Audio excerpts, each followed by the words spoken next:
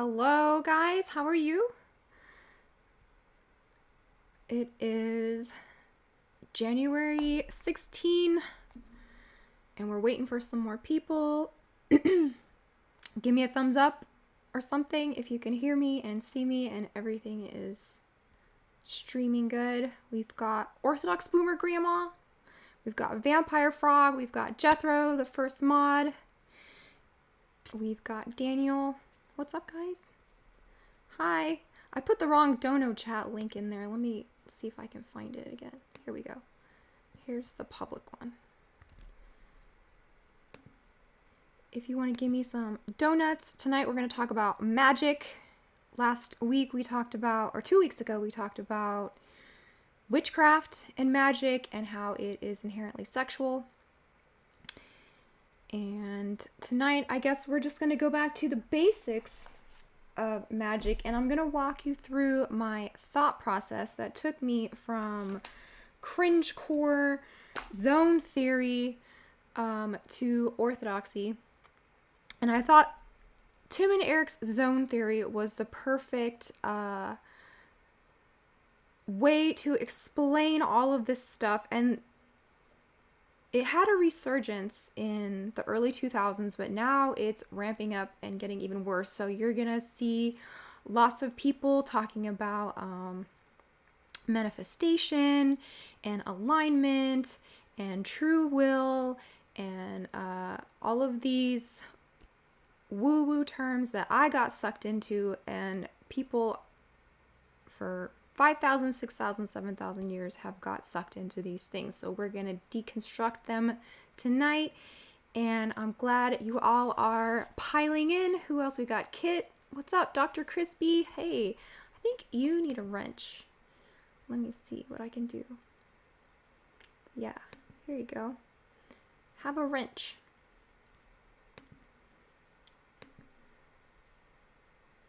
Welcome to the Mod Squad. Orthodox Boomer Grandma says, in all my years in the New Age, God protected me from Seth's magic, etc. Thank God. Yeah, thank God for that. BLA's here, gang gang. What? Jethro. Sarah says, beautiful. Thank you. Yeah, so let's start off with some news, because I had a couple of things to tell you before we got into the meat of what we're going to talk about tonight. We're going to actually be looking at the first chapter of my first book that I wrote. I started writing in 2010, and back then I was listening to a lot of Abraham Hicks, Esther Hicks, remember that channeling person? I was watching a lot of Bashar. I thought aliens were real. I thought there was good aliens and bad aliens. Yeah, we'll get into all that. But we're going to be looking at this book. I don't sell it anymore because obviously it has a lot of unorthodox sentiments in it. But it also has a lot of good stuff. So maybe in the future we'll look at the other chapters where we talk about Disney, and the military-industrial complex, and psychology, and children's toys, and stuff like that. But the very first chapter was all about consciousness, and that's another word you're going to be hearing a lot of in the future. So all of the it girls are going to be into manifesting, and consciousness, and being in alignment. And yeah, that's why I picked that Tim and Eric skit, Zone Theory, because it just got straight to the heart of all of this foolishness. And if you haven't seen that skit, go look it up after we're done here. Just type in Tim and Eric's Zone Theory, and it's so true because it plays on those things like The Secret and What the Bleep Do We Know, and all of those cutting edge quantum physics documentaries that came out maybe like 15, 20 years ago. So shout out if you have seen Tim and Eric's Zone Theory. Shout out if you used to believe in The Secret, and Abraham Hicks and all of those goofy things. But before we get into that, a couple weeks ago, maybe a month ago, we did a whole stream about Taylor Swift, right? And somebody found this. Taylor Swift's great-grandfather, Archie Swift, was the director of Federal Reserve banks and branches, and they even have her family tree and some dirt on the different members of her family and what they did. So I just shared this on my Twitter. So if you go to my Twitter, I shared Courtney's thread about it, and also the original thread from T. Mills, Taylor Swift's great-grandfather, Archie Swift. So go look that up, because it's all about bloodlines, right? In these secret societies, we all know that these things come through the family line and the bloodlines, right?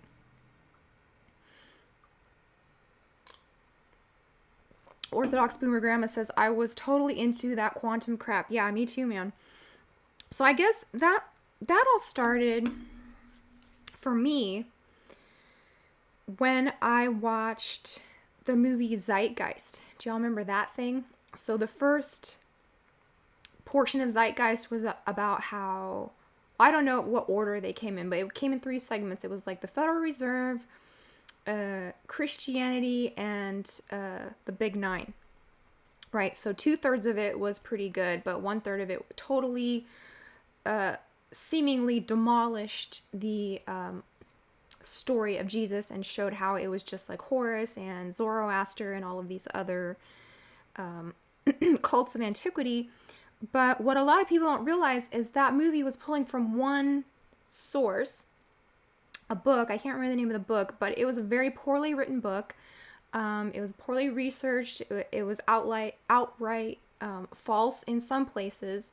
So no, Christianity was not debunked by Zeitgeist. If you go and do a little bit more big kid research, it was Zeitgeist become debunked, actually. Excuse me, my nose is running a little bit. But a lot of people can get deceived by these things because, first of all, they don't want to believe in a Christian worldview, because then that makes them responsible for their actions, right? That makes them responsible for what has happened to them. It makes them responsible for repenting and turning your life around, and it's a pretty radical self-responsibility way of being. Jethro says, Peter Joseph, is Dave Matthew looking mofo? Oh, yeah. Oh, yeah. So Zeitgeist, the sequel to that, and I think there was actually a part 3, but the answer to all of the problems that Zeitgeist is proposing is the Venus Project, which, if you know anything about esoterica, Venus is associated with Lucifer, the light bearer, and they had this guy on named Jacques Fresco, who was anti-natalist, anti-humanity. It was a smart city, basically. So Zeitgeist is deconstructing your worldview. It's taking away your faith in your country, in your financial system, and your religion all at once, and it's replacing it with this Venus Project, which is the first, maybe not the first, but a prototype of the smart city, which is also Epcot was as well. And so this is just another example of problem, reaction, solution. And I did get sucked into the Zeitgeist. And I got sucked into Esther Hicks. I got sucked into manifesting, being in alignment, all of these goofy things that we're going to talk about tonight. So what did I already covered Taylor Swift. Oh yeah, so did y'all see old Lil Nas X says that he is turning his life around, and he made another video. He's the one that you all remember him sliding down the stripper pole into hell and grinding on the devil. That's Lil Nas X. He says, sorry, I'm sorry about that. And now he's making a video where it's arguably almost even worse because it's more blasphemous than outright satanic imagery, because he's posing as Christ. He's posing as a androgynous figure of Christ. Shout out if you've seen that, if you know what I'm talking about. It just came out. And he put all these TikToks up of him like eating communion wafers and dressed as Jesus and drinking the wine. And just a whole bunch of imagery that anybody would find offensive as a Christian. And I know if he tried to do this like to a Muslim audience, I don't know if he'd still be alive, but he told Rolling Stone, he says, "I didn't mean to mock," he said in the lengthy video. "It wasn't an F you to you people, F you to the Christians. It was not that." So he said he's repenting.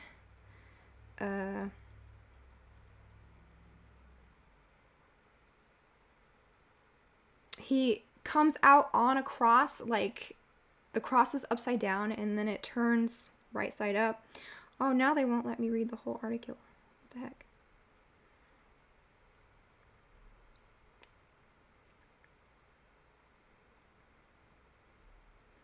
Well, okay, just go to Rolling Stone then and read what Lil Nas X says.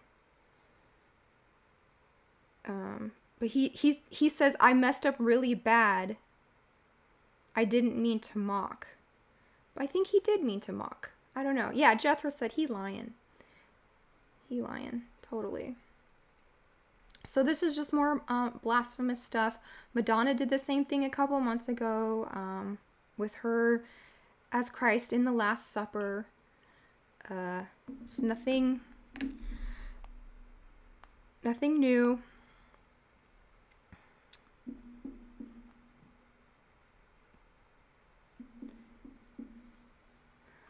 Lil Nas X looking for a proper smack. Yep, he needs a spanking. BLA says, "Goblin ghouls love lying and spit in the face of those who are usually graceful and forgiving." Yeah, because everybody loves a redemption arc. Everybody's ready to forgive people of their past behavior and shenanigans. But I agree with you completely that this is just taking advantage of people's good nature and willing to believe that you can repent and be redeemed, right? Yeah, thank you, Jethro, for that. I was gonna read some excerpts of it, but I guess that they only let you read it once and then you have to subscribe or log in, because now I'm locked out of the article. So sorry about that, you guys. So what's up? We've got 100 people already. We've just started. We've got all my favorite mods: Technorographic, Jethro, Baselit Analyzer. Dr. Crispy is now wrenched up. I'm gonna drop this donut link in here, and if you send me donuts, I will sing. So welcome to the show where I tell you things that are hard to hear and I sing cringy songs. Technographics says, "Just to think the most popular celebrities actually eat poop and do the pee-pee in the poop." Yeah? Yes. And they are being exposed so heavily right now that it makes me kind of scared to see what they're gonna pull just so they can get out of this. Because the avalanche is falling.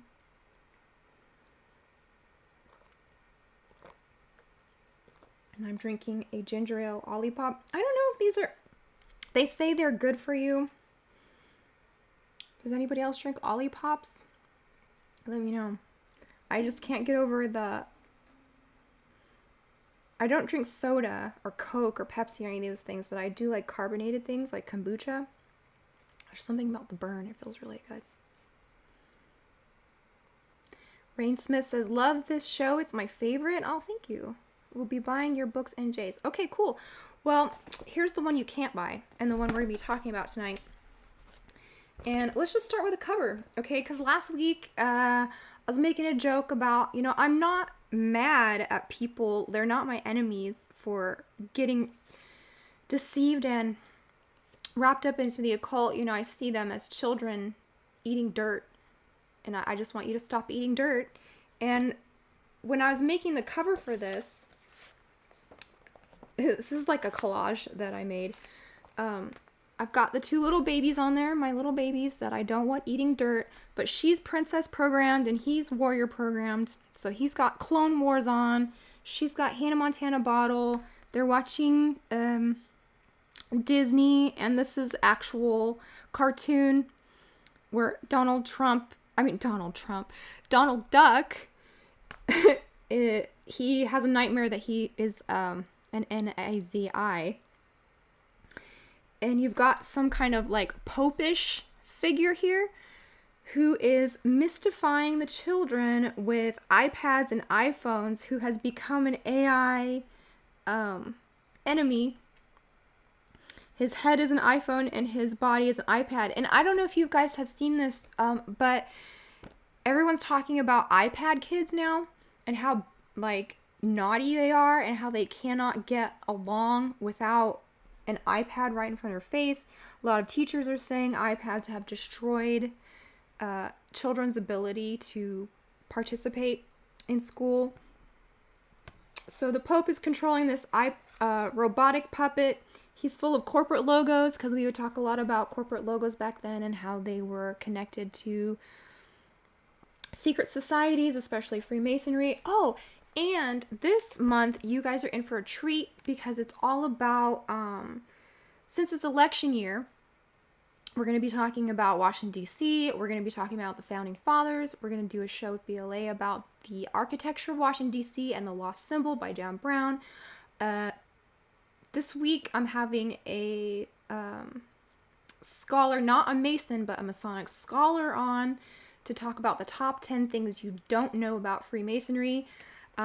It's weird because Freemasonry, it never gets old. It is dusty sometimes, and it's like, oh, Freemasons, yeah. But then when you like actually get into it, it gets really bizarre and interesting. So we cannot ever forget about the Brotherhood. We have to go and revisit those things a lot. I probably will go revisit Secret Destiny of America by Manly P. Hall, because this is an election year, and I think we should all be aware of the things behind what is going on in politics, which is just, the Wizard of Oz show that you all get to pretend that you're participating in.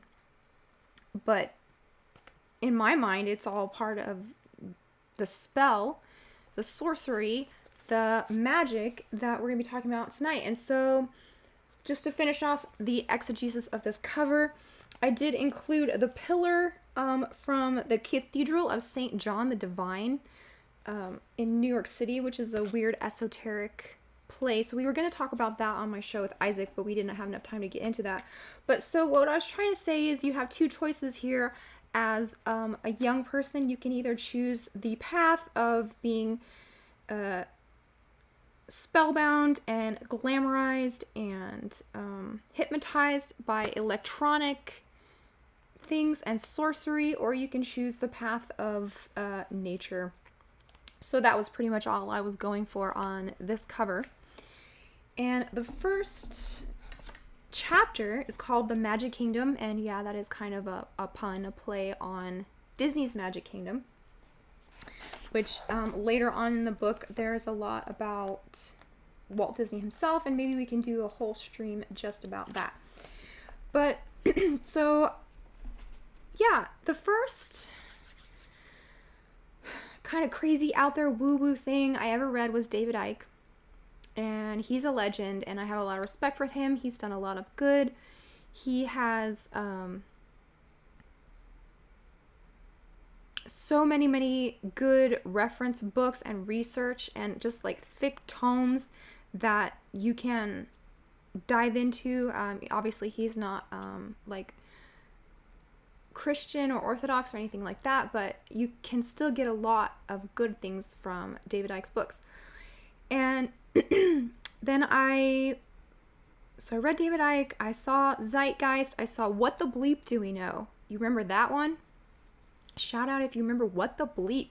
That was the one where they're like, your consciousness controls reality, and quantum physics, and everything collapses into what you are looking at, and the universe is made in the image of the observer.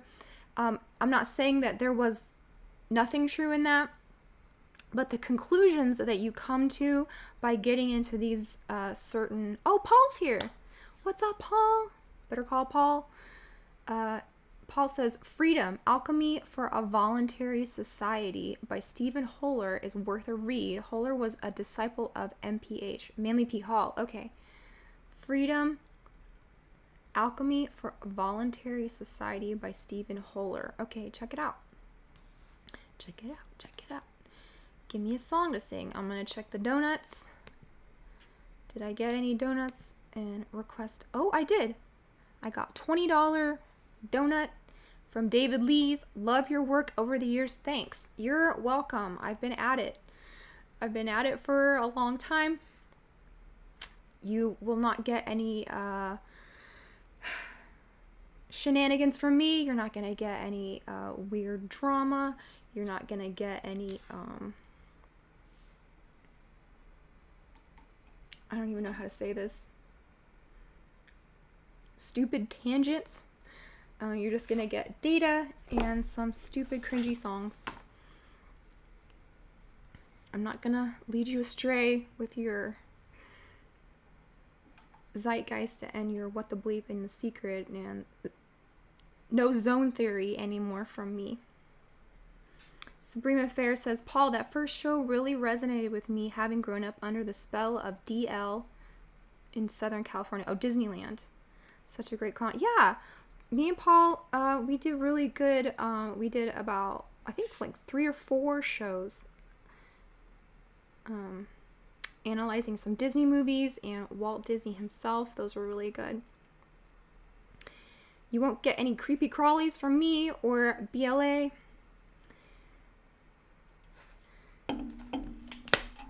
But I was on a journey, so to speak, because my faith was shooketh by Zeitgeist in 2007, 6 or 7. I was disenchanted with my my pop-up McChurch at the time. I was not, I was halfway into conspiracy theories at that time. So, I was well on my way from being set apart from normies. And then you see the Zeitgeist and you're like, oh, well, that makes sense. If I've been lied to about Federal Reserve, and if I've been lied to about the Big Nine, then it just follows that I've probably been lied to about Christianity and the way the world works. So this just made my mind a blank slate. I had very little presuppositions, as you would say, about the world and how it worked. I was a new sponge collecting lots of information like a lot of young people are today. And this is why I want to do this, because I want to walk you through the thought process of somebody who had, no dog in any fight. I just was on the search for truth, and I have found it in truth as a person, but we will get into that. I've got a $5 super chat. Luchador1764 says, BLA sounds like a chain smoking diner waitress aunt. Okay. It's not necessarily a bad thing, right? I think that's why a lot of people enjoy his stuff, because his voice is unique. Paul says, Jamie, next show you gotta wear a tinfoil headband. Okay, you got it. I got something better actually than that, and I will debut my tinfoil crown next time. Yeah, I think I've earned my tinfoil hat. Actually, somebody sent us one. It's sitting right here. What is this? Trip City. So this is a magazine I think that Jay is featured in sometimes. Well, should I put this on for now? Is that good? I don't know which way it goes. This way or this way? Let's see. Does it go like a revolutionary soldier? Or like a little 5-year-old with a paper hat? I don't know. Like that. I do have a tinfoil topping right here. What do you think?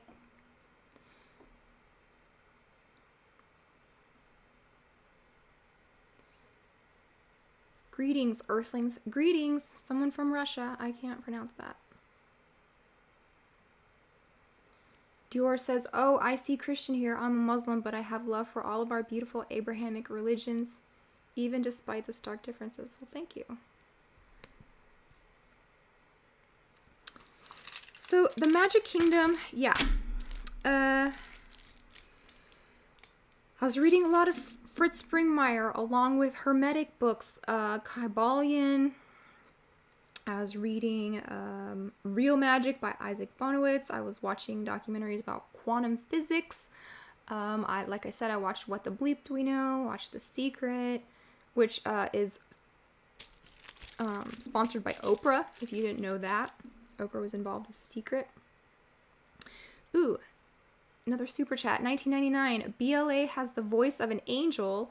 Check out the movie Occult Forces 1943. It's a French and anti-Mason film that was banned in France. Oh, thank you, Tech Noir Graphics.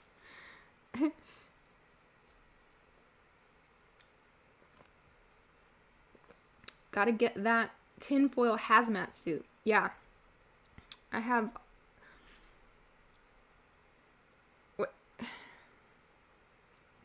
Are you supposed to line all of your walls in tinfoil because of the radiation and the EMFs, stuff like that?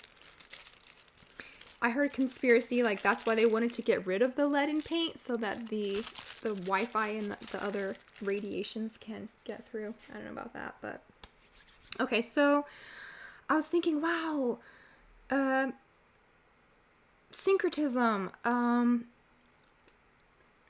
all religions have a truth, and if we could just find the, in a Venn diagram where they all overlap, that has to be, the seed of knowledge and truth, but they all have so completely different paradigms and worldviews that that's kind of impossible, right?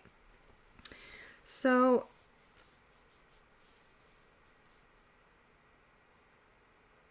and I was attracted to magic and the occult, visually, with tarot cards and crystals and hippie stuff, the whole earth girl aesthetic I was into. I had very long hair, flowy skirts, that whole thing. But I'm not full of crap, because I want to know what I'm into. I want to know what I'm talking about. I'm not a surface level kind of person. So I continue to consume actual literature about magic and learn more and more, because I wanted to introduce conspiracy theories to people, because, back then I thought, like you do, if you just get the word out, then we can change the world for the better, right? I was very naive. I used to think, if you just tell people the truth, they will be able to recognize what is true and false. And that is a lesson that has come over many years, and especially after COVID, that a lot of people aren't even at the point where they can recognize what's true and false. So I wrote this chapter about magic because the point was I wanted to prove to people you're under a spell.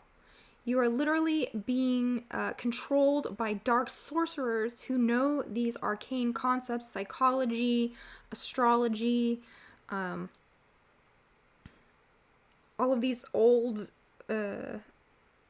ways of controlling populations. And I thought if I could write a scholarly type book about how magic is real and how sorcery is real, people would recognize this and, the spell would be broken, right? So what I was trying to say is that we're all magicians, according to the magic texts themselves. So let's just get right into it. I began by saying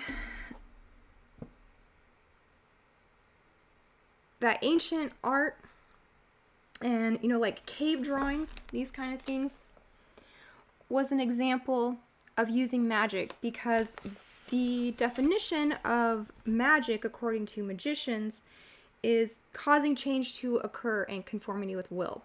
So the will and the imagination are the two most important faculties when talking about magic. Luchador 1764, $5 again, says beef tallow on your skin or GTFO. Exactly. I'm not a very good salesperson, but I do have beef tallow for sale on the website, on Jay's website, Jay's Analysis, under shop. You can smear the same exact tallow on your skin that I smear on mine for only $20. And I think that's kind of a deal because it's a pain in the butt to make, honestly. If you want to order it, but I hate making it, so you would be doing yourself a favor to buy it from me because it's really like messy and hard to clean up, and I think it's a pretty good deal. Yeah, beef tallow, and that's the recipe I got from Tristan's wife in her carnivore cookbook. So with a couple other little things that I threw in there.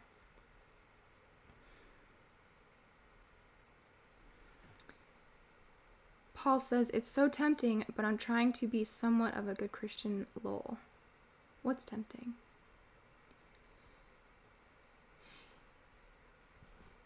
Tell me what's tempting you. Will you smell like a steak? No, you'll smell like cloves, because that's what I've been scenting it with. Or I can use peppermint or whatever essential oil you want. I've just been in a clove mood for the past couple months, and I think clove really does a lot of good for your skin, but it has no scent without the scent that I add to it. So if you want it unscented also, we can do that. But yeah, beef tallow is a kind of a miracle, actually. I'm a slugger. I slather it like head to toe, and that is something that doesn't clog your pores, it doesn't make a mess, it doesn't get all over your clothes and your sheets and everything. And it doesn't smell bad. Sabrina Fair, I want to find natural options. Yeah, that's why I started making all my own products.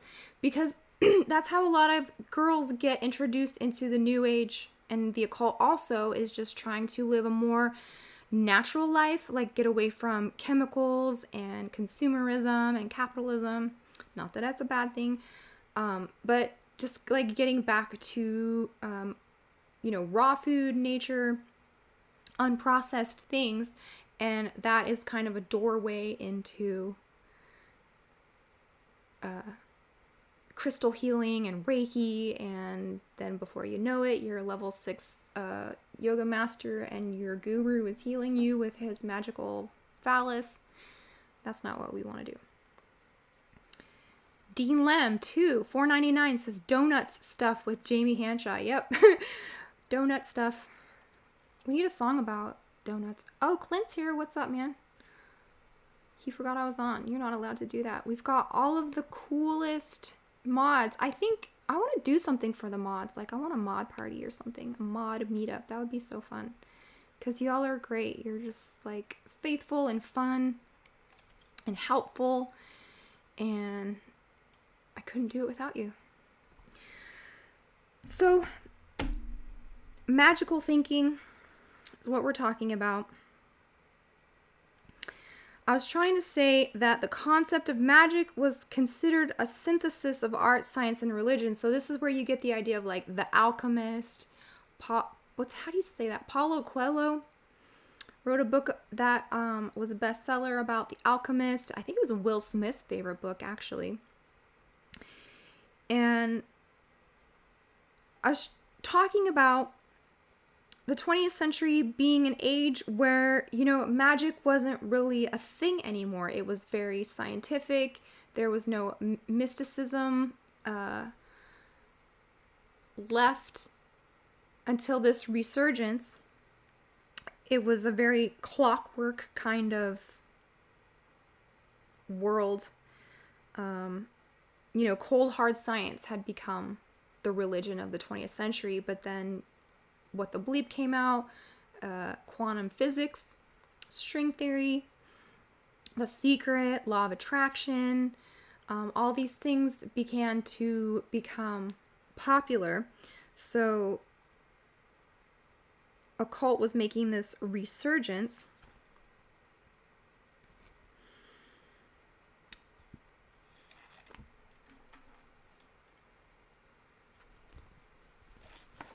And I was trying to say that elements of magic were, you know, go back to the beginning of recorded history, because when they would make a cave painting, let's say, like not a different species like Neanderthal, but a very old human, cave dwellers would, you know, have these artworks where they're hunting. And what they were finding out is that they would draw the pictures and they would make the cave paintings before the hunt, not after. So they weren't recording something that they had done. They were essentially making a magic spell and using their imagination to say what they were going to do, right? So one occult fraternity, the instructional documents from this fraternity says, to practice magic, both the imagination and the will must be called into action. They are co-equal in the work. The imagination must precede the will in order to produce the greatest possible effect. When, however, the two are conjoined, when the imagination creates an image and the will directs and uses that image, marvelous magical effects may be obtained. And that is from The Rebirth of Magic by Francis King and Isabel Sutherland. So I was reading that. I was reading Morning of the Magicians. I was reading Real Magic by Isaac Bonowitz. I was putting all of this together. The goal in mind was just to show people they're under mind control, but I had to make this real, first of all, in my mind, and easy to understand, and then palatable, is that a word? Palatable? Yeah. For other people to understand. Paul says, 20th century is the age of the discarnate man. My tinfoil take is that the electricity as a medium facilitated that more than the written word.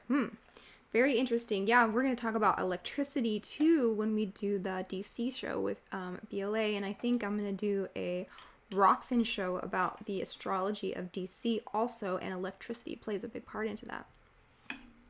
I did have an article I was working on many years ago called The Electric Lucifer. Maybe I'll dig that out.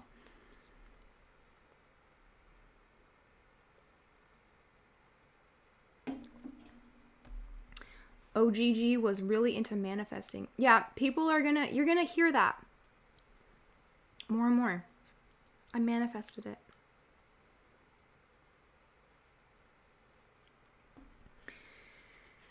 So, anybody who's gonna talk about these woo-woo things is gonna, like, talk about quantum physics. I'm no scientist. I'm no quantum magician. Oh, and that comes up in the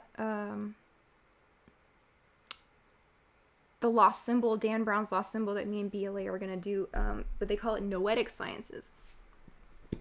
So all of these magical thinking, quantum physics, I'm not going to say that, the slit experiment where you reality collapses into something when you observe it. I don't know. I can't prove that or disprove it. But me and Jay were talking about this earlier, and what that kind of thinking does is leads you down a path that usually will take you to simulation theory, that nothing is real, that all is illusion, everything is mind. That's what the Hermeticism is about, and the Kybalion. The universe is mental, and that's not really an orthodox thing. Like, things are real, things are distinct. We don't agree that whatever happens to you is because you were in alignment with that. I did spend a lot of time listening to Bill and Esther Hicks. I had a phase, Esther Hicks phase, because like the way that she talks is very comforting. And we didn't have a lot of money, and I'm like, I need to pay rent. I'm in alignment with living inside. So how can I manifest some wealth over here just so we can like have a roof over our head, have some food to eat? But as we're gonna see, and as we go down the line of my story, when you come upon real problems in life and real issues, and when you're really at your lowest, all of this stuff is not going to be helpful to you at all. And actually, it is probably the reason that you wound up in such a bad place as you have wound up in.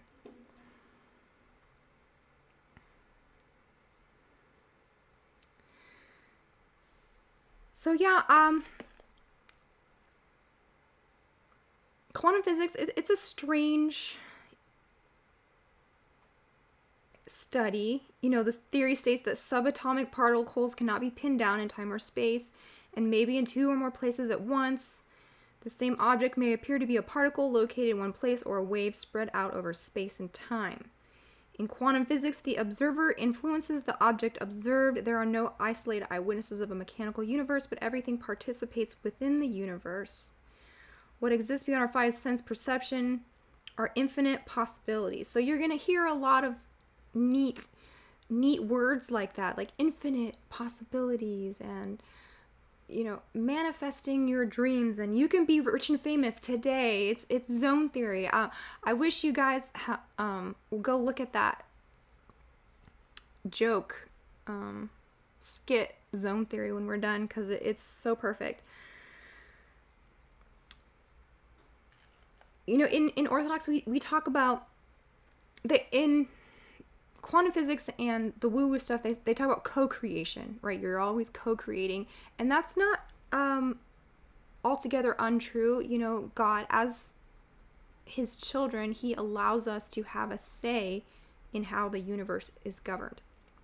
So there is something to that, but it's not that there is no reality until we observe it, and it collapses and just makes it real after we have observed it, right? So the secret here that they're talking about is that reality is built from thought and behaves in accordance with the expectation of the observer. And this is kind of tricky too to explain to people. If I was just walking down the street and I got mugged and beat up and injured, is it because I was in alignment with that? Is that what I attracted to myself? Or what? So Paul says prelest, exactly. Now Paul has to go to Vespers. Well, have fun. Good evening, and Christ is born. Christ is baptized in the Jordan. Oh yeah, it's Theophany soon. So make sure y'all get your holy water this week.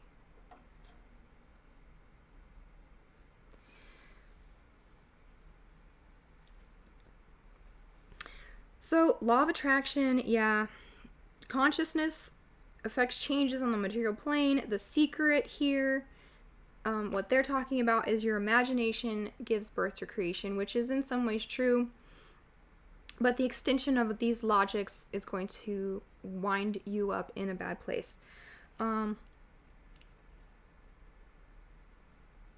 They do say that the word magic comes from the Magi, which were the priests, the priests of the Medes and the Persians who were skilled in astrology and predicted the coming of Jesus. So that's what I've read in the old magic books anyways.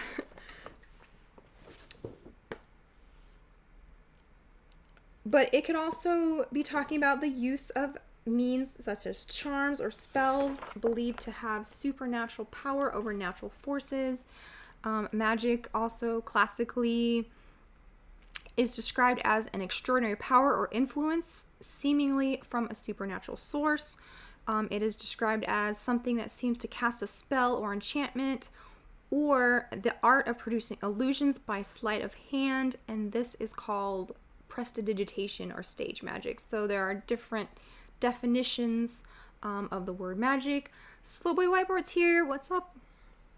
She's driving home. Don't text while driving, please, please. I'm a catastrophizer, and if you are harmed by doing something that had to do with me, I'll never forgive myself. So be safe, Slowboy. Get home safe and come back. We'll be right here waiting for you. Right?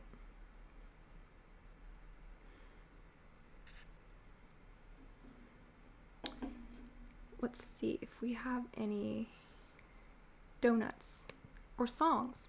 What's the songs about magic? Are there any? I'm sure there.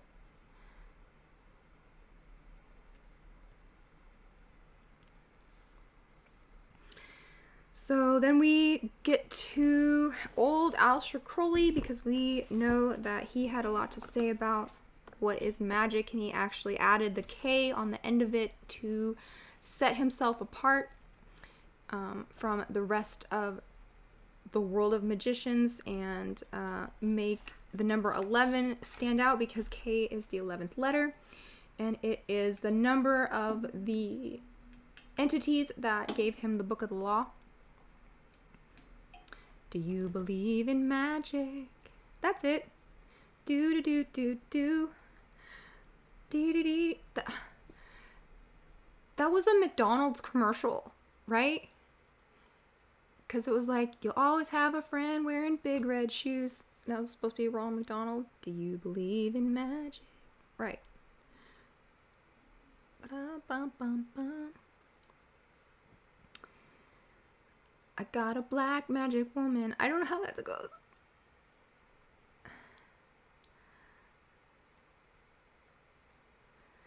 Yeah, K is the 11th letter, exactly. We are magic. Do you believe in magic?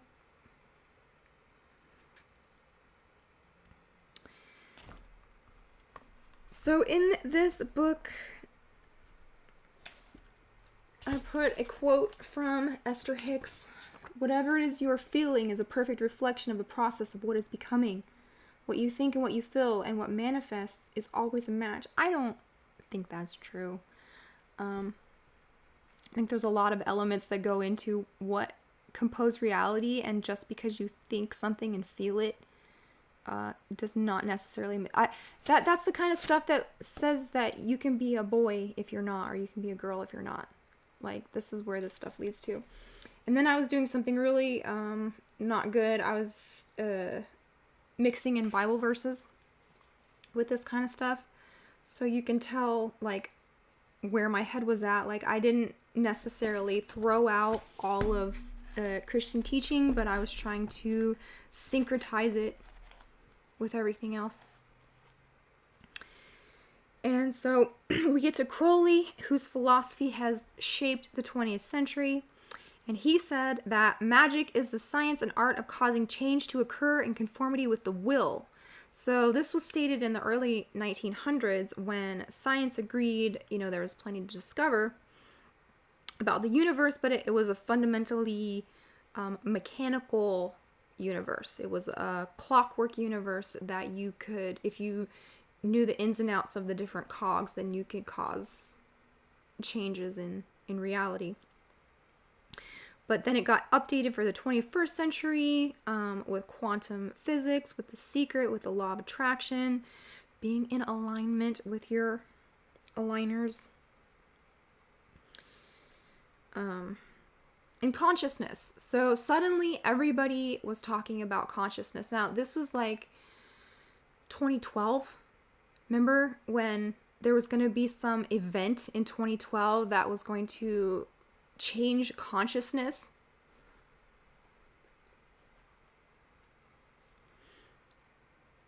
It was going to be aliens or the end of the Mayan calendar or whatever, but suddenly everyone, this was the buzzword around that time. Consciousness, consciousness, consciousness, which just means wakefulness or state of being aware of your existence, being aware of your sensations, your thoughts, emotions. It is the information received and decoded by the brain. And this also goes into Hermeticism that talks about, the world is in your head. So the definition of magic kind of changed in according to the magical axiom of Hermetic philosophy, as above, so below. And they're positing that, the universe is mental and we are a microcosm in the macrocosm. So now we have a more contemporary definition of what magic is. Magic with a K is the science and art of causing change in consciousness to occur in conformity with will, using means not currently understood by traditional Western science. So in my mind, science is catching up to woo-woo, to alchemists, to magi, to... Back then, I mean. This is my thought process. I'm taking you from point A to point wherever I am now.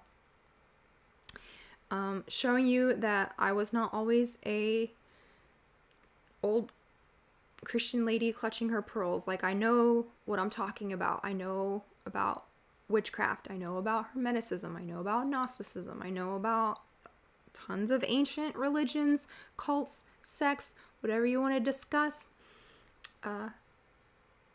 I am educated on these things, It always drove me crazy who, boomer Christians who were like, don't do yoga, that's satanic. And you're just like, oh, that's,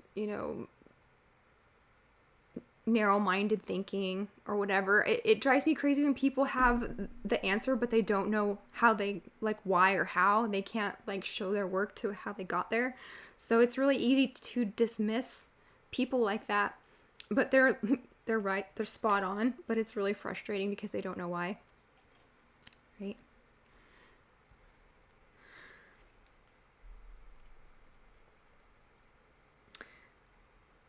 But here, in the magic world, anything you can imagine, anything you can symbolize can be made to produce a change in consciousness and therefore change in your environment.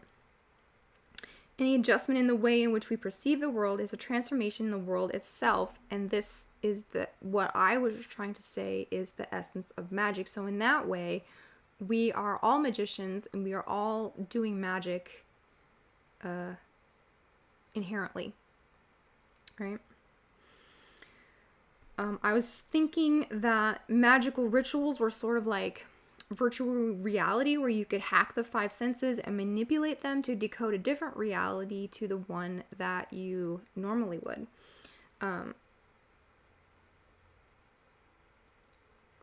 Mind does resemble matter in a couple ways, and I'll show you a picture of that in a minute.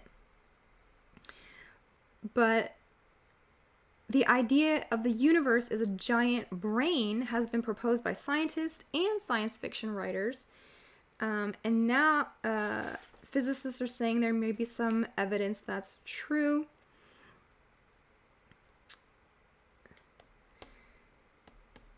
I had a lot more faith in scientific journals and stuff back then.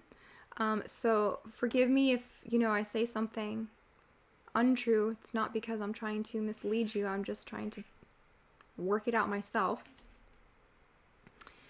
Jethro says, Jamie and JD combined IQ of 1,000. Yeah, thanks. over 9,000 to the moon.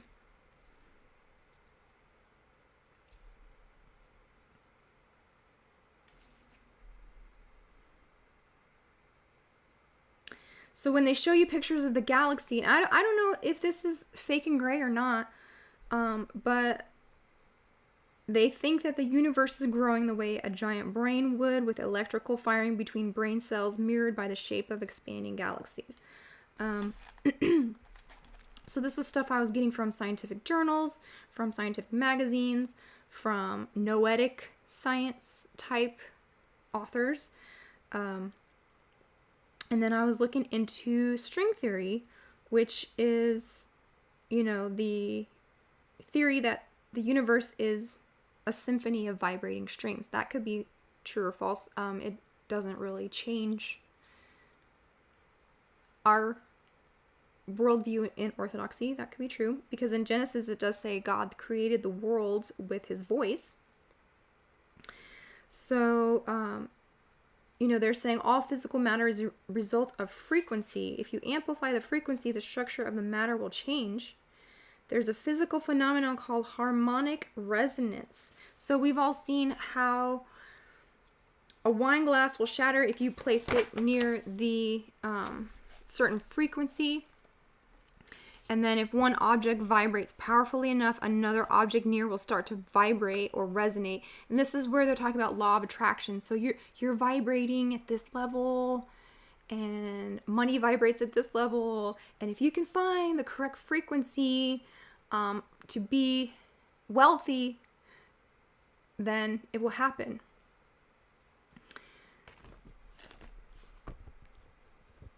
Which, and they do have, examples in the natural world of this. So like, for example, if a violin, string is played near a piano, the piano strings will have a harmonic relationship to the violin and begin to resonate with that.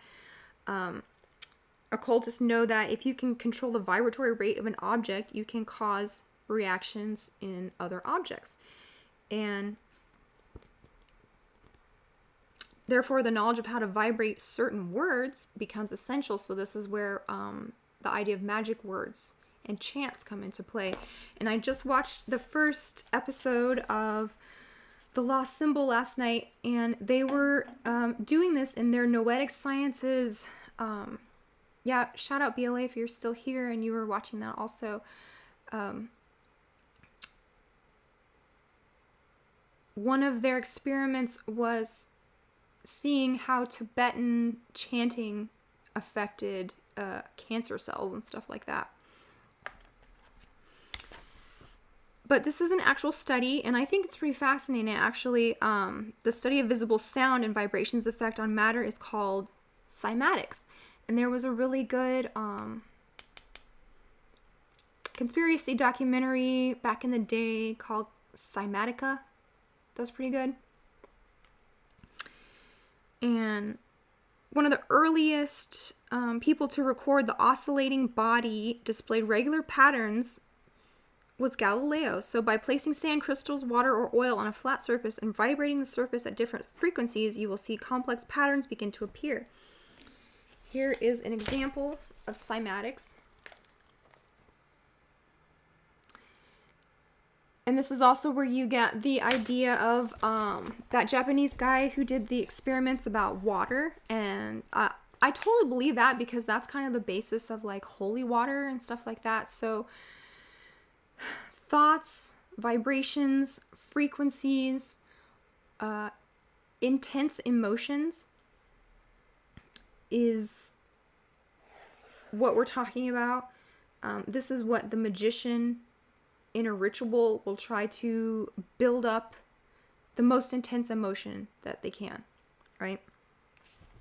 So depending on the frequency, emerging patterns perfectly resemble many religious symbols like the Star of David or the Hindu mandala, which I thought was fascinating. In Hermeticism, they taught the theory of vibration. Pythagoras also taught that everything is vibration.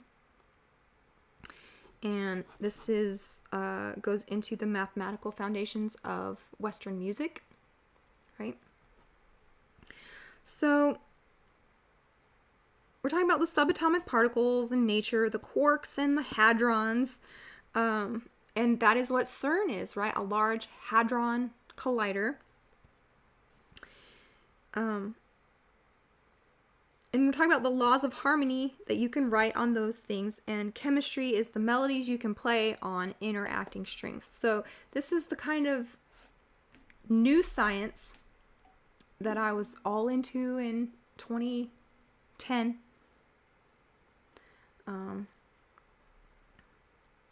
Thinking everything that exists is an energy field. We do not live in a solid physical world. Again, this could be true. Because they're talking about waveforms is the prime reality of the universe. Saying you are a standing wave. And the mind-body computer is the advanced biological system which decodes information that allows our infinite awareness to interact with this range of frequencies. Now I sound like David Icke, right? 5 cents reality.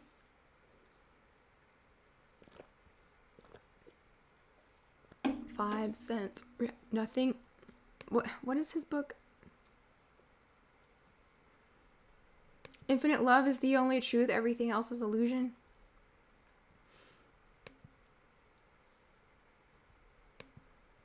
Right.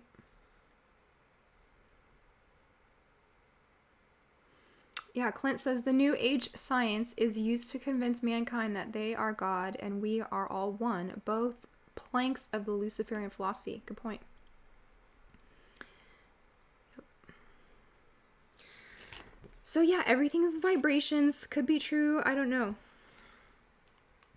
Max Planck, wasn't he the discoverer of DNA? I have a quote in here by him. There is no matter as such. All matter originates and exists only by virtue of a force which brings the particle of an atom to vibration and holds the most minute solar system of the atom together. We must assume behind this force the existence of a conscious and intelligent mind. This mind is the matrix of all matter. So the secret of occult, of magic, of Illuminati or whatever, is that they think that they can hack the three-dimensional reality using things like the law of attraction, using things like the belief that like attracts like, meaning things come to you that you're in tune with. Thoughts are vibrations. So this is true. Your brain is an electrochemical thing that sends out signals and impulses and has, thoughts are things. They have a weight, a bearing on the physical world. So that's true. Thoughts are vibrations, and every thought you have becomes somewhat of a wish. I'm saying the more you experience the feeling of having something, the more likely that you will have it. So this is total Abraham Hicks stuff. This is law of attraction stuff.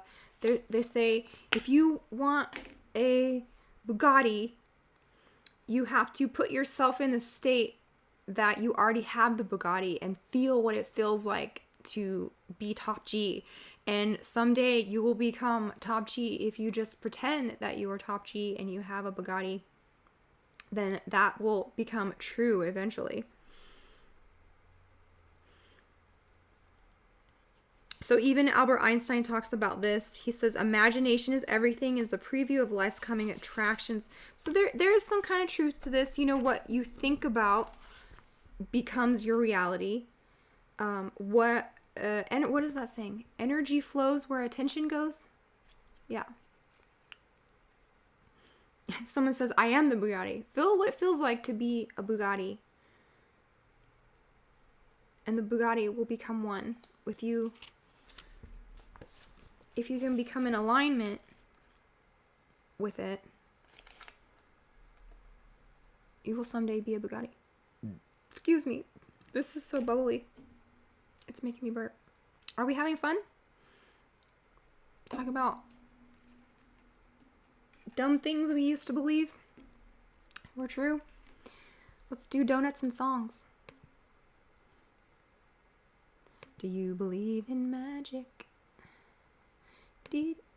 Oh, oh, oh, it's magic. Remember that? Never believe it's not so. It's magic.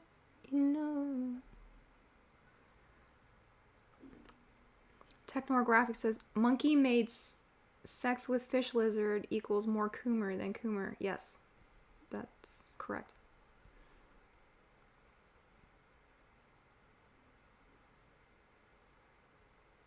Solipsism, right. So, yeah, I mean, our bodies and brains and what is going on here and what they're touching on is really fascinating. And some elements of it could be true, but viewed through the lens of stupidity, we're going to end up hurting ourselves more than helping ourselves. So it's like, remember that What the Bleep Do We Know, where they're talking about peptides and how they, how your emotions can change your physical body at a cellular level. So I think that's pretty interesting,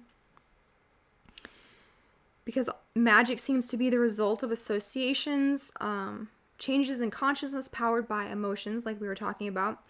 So these emotions play a vital role in knowing what we are creating. And What the Bleep Do We Know demonstrates how our emotions help to chemically reinforce data into long-term memory, and we can observe how our thoughts plus emotions create reality at a cellular level. So what that whole documentary, what do you even call that documentary? It's like I guess so. Anyway, so they're talking about the cell and the hypothalamus. And the hypothalamus assembles small chain amino acid sequences called neuropeptides that match the emotional state that you experience. So these peptides are released into the bloodstream via the pituitary gland, and they travel to different parts of the body looking for cells to bond with. So like a single cell has billions of these receptor sites. And when a peptide docks into a receptor, it sends a signal into the cell, setting off a biochemical reaction that can change the nucleus of the cell in many ways. And then if the cell is constantly bombarded with the same emotional chemistry, when it divides, the new cell will have more receptor sites specifically designed to receive that particular neuropeptide. Now, if true, it's very fascinating if true, that let's say anger, and I think this is how addiction works too. So if you're a person who's like always angry, your hypothalamus is pumping out anger peptides and it's screwing into your little cell receptor, anger, and then so when that cell divides and creates, it's going to have more receptors to be compatible with your emotional state of anger or whatever it is that you're in alignment with. So we're also talking about how emotions play a fundamental role in a person's moral life. Emotions is what transforms values into actions, and the emotions reinforce strength of will and courage of conviction. So a lot of the New World Order is about destroying people's emotions, making them robotic, making them autistic. Not that that's a morally bad thing, but we need healthy emotions to make good decisions. And when they study unemotional people,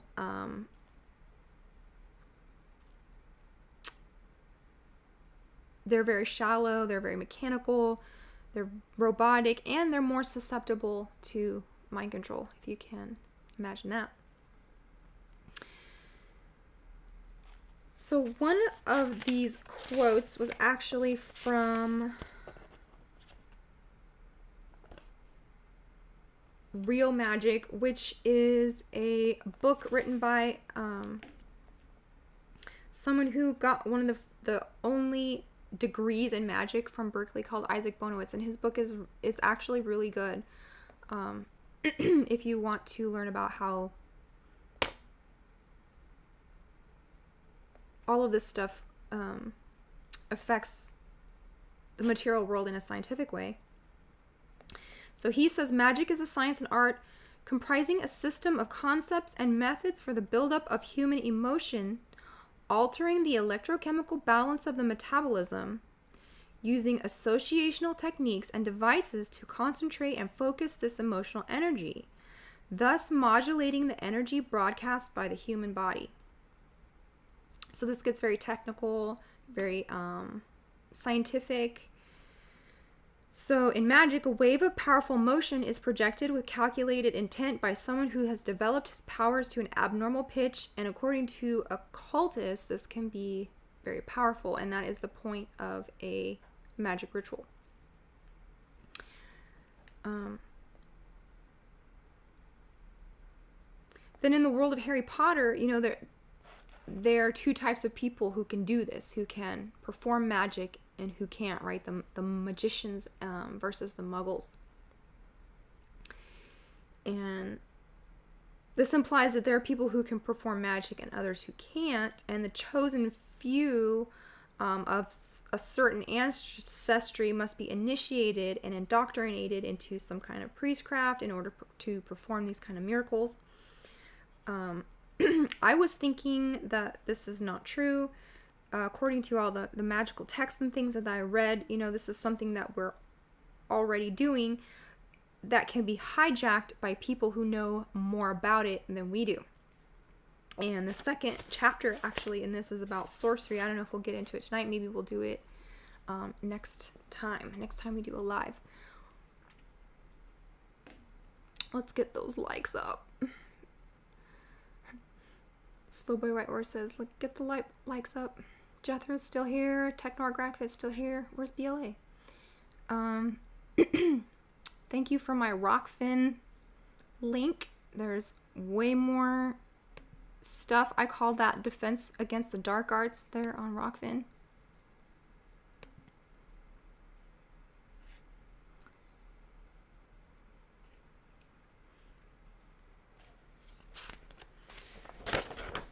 So what I was trying to say is that we're all magicians. The universe and all it contains is a mental creation of the all. All is mind. That's from the Kybalion. And then I had these pictures, which was interesting. So apparently physicists have discovered that the structure of a brain cell is the same as the map of the universe. This is a mouse's brain, that red thing. And then that is what they say the universe looks like. This could all be hooey. But I thought it was interesting that the universe looks like a brain cell.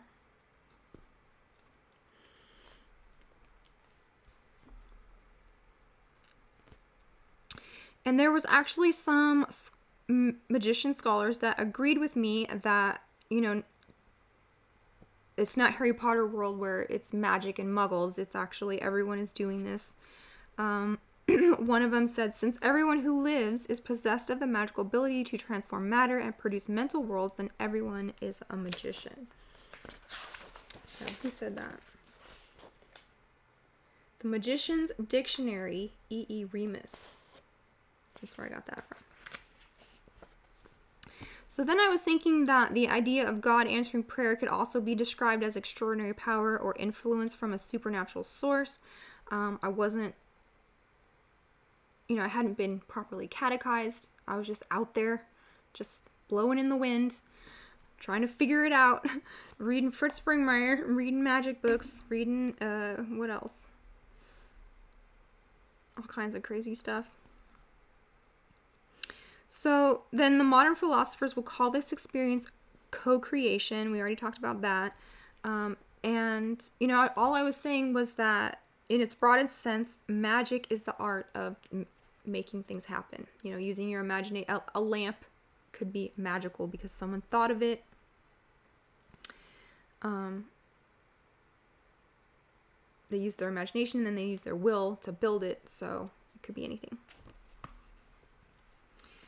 So then, if I was thinking, if we are constantly practicing magic by co-creating our own reality, how can we tell if what we're doing is good or bad. And, you know, Jay and a lot of the philosophers do such a good job talking about, you know, how you need the presupposition of God to even say what is good or evil. And in these magical realms, like a book I was reading called Modern Magic with a K, they talk about white magic, and they say this is for the purpose of obtaining the knowledge and conversation of your holy guardian angel. Which sounds curious, you know, as a goal for something that has been deemed by the church as dangerous heresy. If all they're trying to do is get in touch with angels, man, what's wrong with that?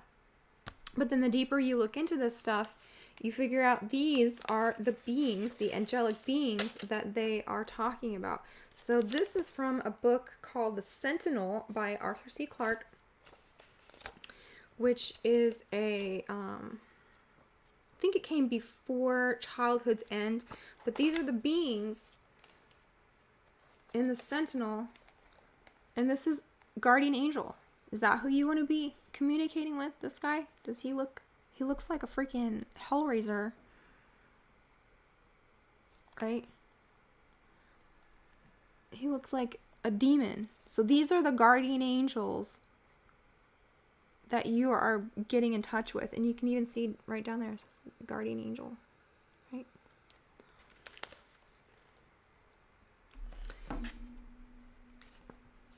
There's your holy guardian angel right there, according to Magic with a K. And then they say black magic is done for the purpose of causing physical or non-physical harm to yourself or others, and is done consciously or unconsciously. They get into things like gray magic, which they talk about is a mixture of black and white magic, and there's all kinds of colors of magic that they get into. So the texts that I was reading specifically at this time for this chapter, The Rebirth of Magic, The Intention Experiment, Modern Magic, Real Magic, Magician's Dictionary, and The Key of the Mysteries by Eliphas Levi. Other books, Man, God, and Magic, The Holographic Universe, The Occult, A History by Colin Wilson. The movies I was watching was What the Bleep Do We Know? Down the Rabbit Hole, which is the sequel to that, and The Secret, and Your Wish is Your Command by Kevin Trudeau. You remember that guy? The Natural Cures guy? That was funny. So, there was white magic, there was black magic, there was good and evil. Some magicians kind of disregarded the monochromatic idea of black and white altogether. And they added all the spectrum, where green magic is done for the earth, blue magic is for emotions, red magic has to do with matter. Aleister Crowley's successor, who we talk about, Kenneth Grant, whose books we have done on here, he said that there's only magic, whether it's black or white. In the moral sense, depends solely on the intent of the operator. In truth, there are as many systems of magic as there are people on the planet, for no two magicians are the same, and magic works best if it's your own. So they're saying that you have to do your own system of magic. If to be a true magician, you have to think up your own thing, which I did in this book. Got real goofy. I've talked about it before. Borderline blasphemy, you know, I was talking about Lil Nas X before. I'm guilty of the same thing, putting together Bible verses with Bob Dobbs and stuff like that. So forgive me. If you've bought my book and been offended, I have repented of all that. I've been properly catechized. I no longer do any of these studies. So we got another super chat. Aisha the Cool Girl. Ooh, we got cool girls. Nice. $5. Do you have any videos about reincarnation? No, I don't. Jay has a lot. We do not believe in reincarnation as Orthodox. I have not done any videos about it, but I could in the future.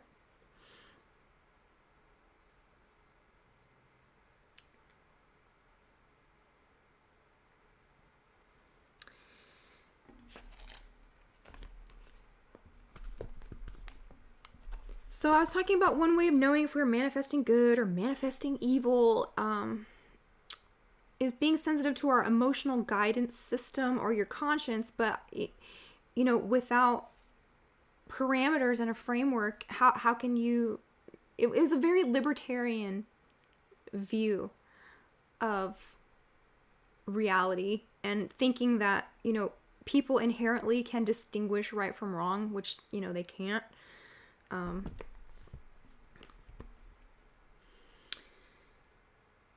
I was thinking that, a conscience would be in your DNA.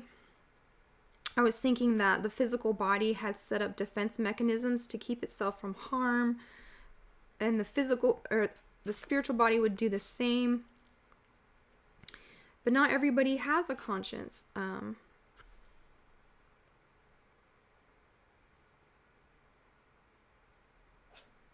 It was a very Pollyanna way of seeing humanity, and just like thinking the best in people,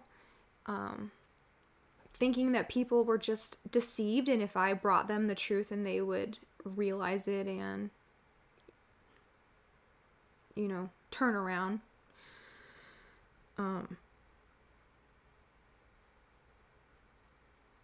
was very naive about the mental and spiritual blockages that people can have.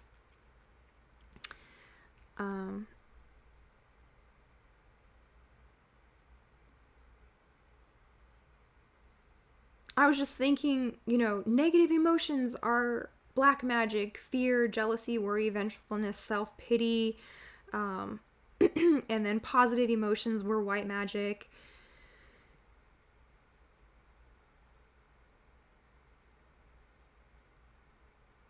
Because it's an interesting study when you attempt to reconcile occult mysticism and Christianity, which is what I was trying to do. And one person who tried to do this was the Catholic Saint Albertus Magnus. I don't know if you've heard of this guy. He was like the Dumbledore of the 13th century. And he is the one who is said to have discovered the Philosopher's Stone. So maybe he was who Dumbledore is modeled on. But he had a pupil, Thomas Aquinas. Now, I hadn't met Jay. I didn't know about him. I didn't know about orthodoxy. I didn't know about saints or theology or anything. But I was reading about Thomas Aquinas. So he was a German Dominican friar, a bishop, and instructor in Paris. Magnus was. And Aquinas was his pupil. So Magnus endeavored in particular to find some species of accommodation between magic and Christian theology. And this is what you're going to find out when we do that show on the lost symbol, is that, yes, America was founded by some people who had some Christian ideas, but they were very mystic Christian ideas. They weren't like, sound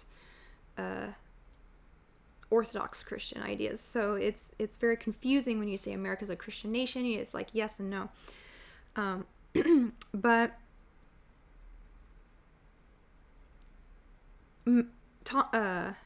Albertus Magnus believed that the three wise men, or the Magi of the Bible, were practitioners of a kind of natural magic which relied on inherent principles of nature and the supernatural influence of the stars.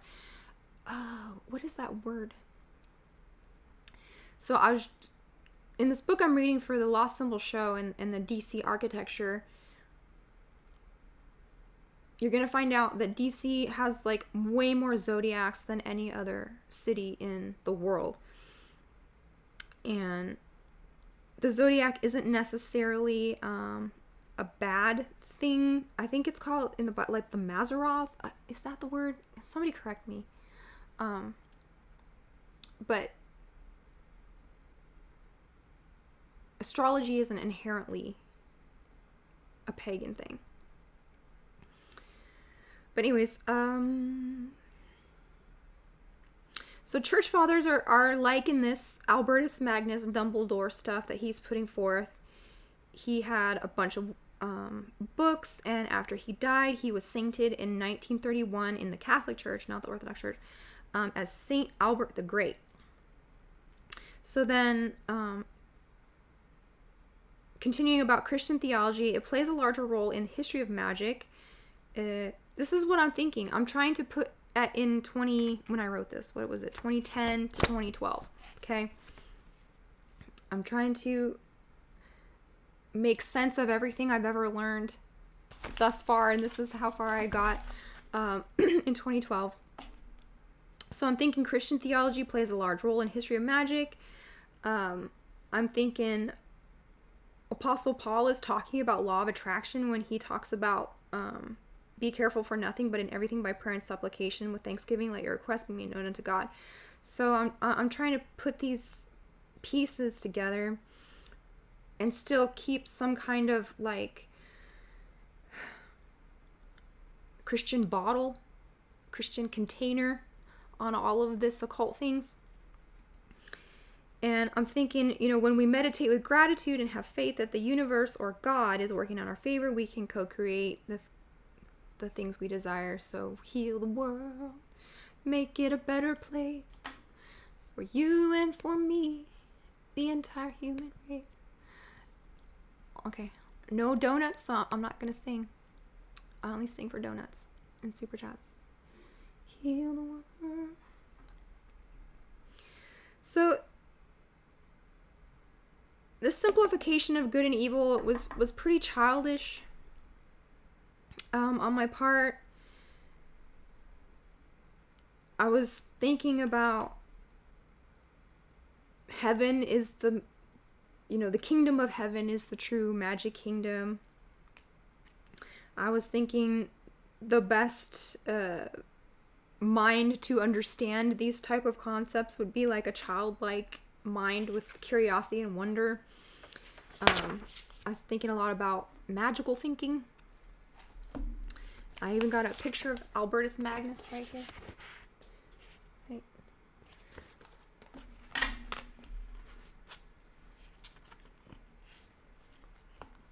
I put into this Matthew chapter 18. So it's been many years since I've actually even looked at this book or the notes from this book.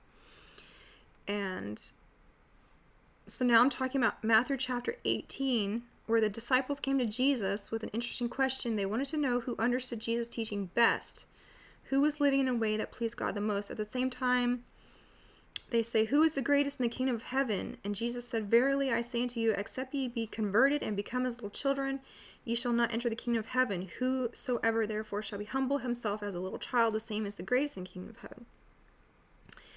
Then I was thinking that Jesus instructs his disciples to work magic in Matthew 10:7, and as you go preach saying the kingdom of heaven is at hand,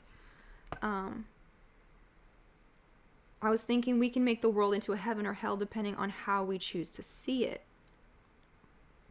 Then I said,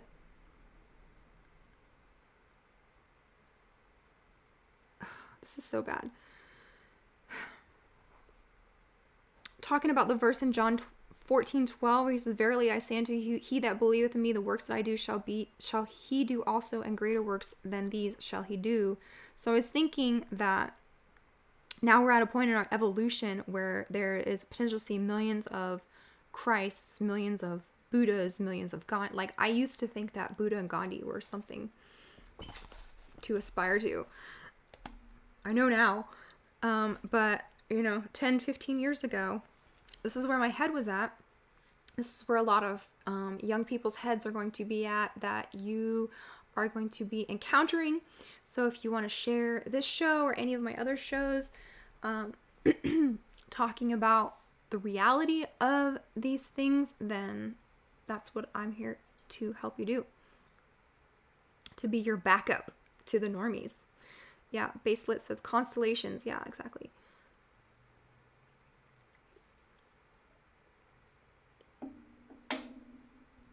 So what's going on in donut world? Anything? Nothing. Okay, we keep going. We soldier on. Are we having fun? Throw me a heart if you're having a good time. We'll continue talking about magic and zone theory and the cringy things that we used to think when we were younger that led us to situations where we took some damage, and we want to get out in front of that for the next generation and let them know, don't go into those woods because there's monsters in there. So I was thinking, why would magic be at odds with science or be at odds with religion if science is supposed to be the complete possession of truth? And I was also reading a lot of pioneer scientists were also into magic. They were into mystic Christianity. Chemistry comes from alchemy. Astronomy comes from astrology. Several hundred years ago, the magician would represent and reconcile many different practices. He possessed the knowledge of magical arts. He was a physician, theologian, and philosopher. Another example of this is the Swiss alchemist and physician Paracelsus. I don't know. I've only ever read that. Is it Paracelsus or it's probably Paracelsus? Ooh, donuts and hearts. I like it. I like all of these. Sweet treats. Yum, yum, yum. Should I just turn into one of those? What do you even call those things? Donut, yum. Donut, yum. Donut, yum. Ooh, heart, I love you. Ooh, heart, I love you. Ooh, heart, I love you. Eagle, donut, heart. Eagle, donut, heart. Someone says, don't feel so bad. I liked Christopher Hitchens when I was 16. Yeah. We're cringing on our past selves over here. We're eating yum yum donuts. People who don't know about donut chat are like, why is she obsessed with donuts? Every stream is just all about donuts. Okay. Oh, I got one. Pork stuff. $20. Have you checked out the Cat Williams interview yet? BUTT stuff, sudden fame, handlers, and control systems. Yes, we watched that a couple days ago, and Jay has a whole page full of notes that soon, guys, very soon, within the next couple days, we're going to be doing a Cat Williams streams. Spice. Ooh, spicy peppers. Ooh, spicy peppers. Paracelsus. Okay, so we're talking about Paracelsus, another mystic Christian alchemy dude. He was called the Golden Doctor because he used alchemical methods to examine the magical properties of minerals. So he was one of the first to make use of magnets and magnetism in treating patients and paved the way for Mesmer and Freud.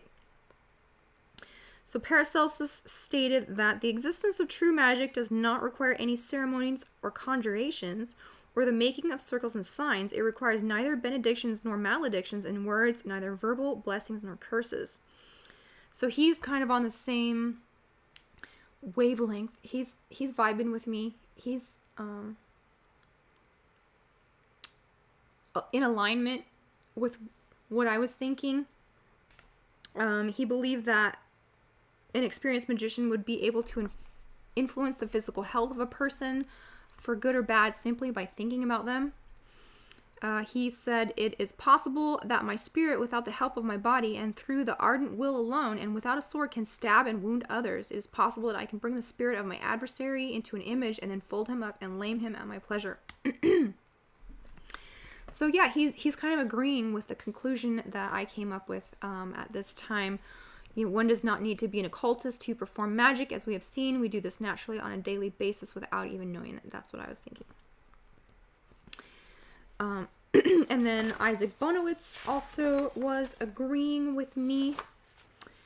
he said, a person can be a superb occultist and a lousy magician and vice versa. The basic talents involved are not the same, and only rarely do they show up in the same individual. So what I was thinking is like, an occultist would be like a scientist and a magician would be the engineer. And the people who don't know what they're doing are compelled to perform magic strictly through the observation of rituals. And then the people who get it, who understand the real nature, the cool girls, can move directly from the center and act from there without the need for spells and incantations.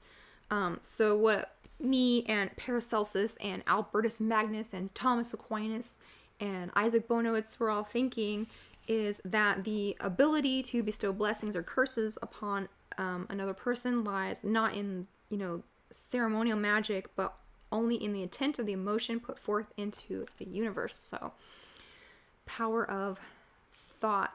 I'm not going to say there's nothing to this kind of thing, but this is just not what we're about as Orthodox. We pray in a different way now, right? Clint says Mesmer is an interesting story. Yeah, I go into that in the next chapter. So, we're going on 8:30, hour and a half. Yeah, we're doing good. Excuse me. Oh, pardon me. This Olipop is giving me the burps. But it's good though.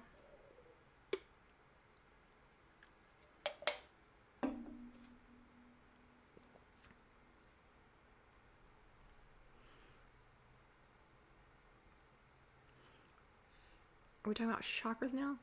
Someone says, got the butt juju. Slowboy Wiper says, more BUTT stuff equals stronger magic. Actually, there's a lot of truth to that.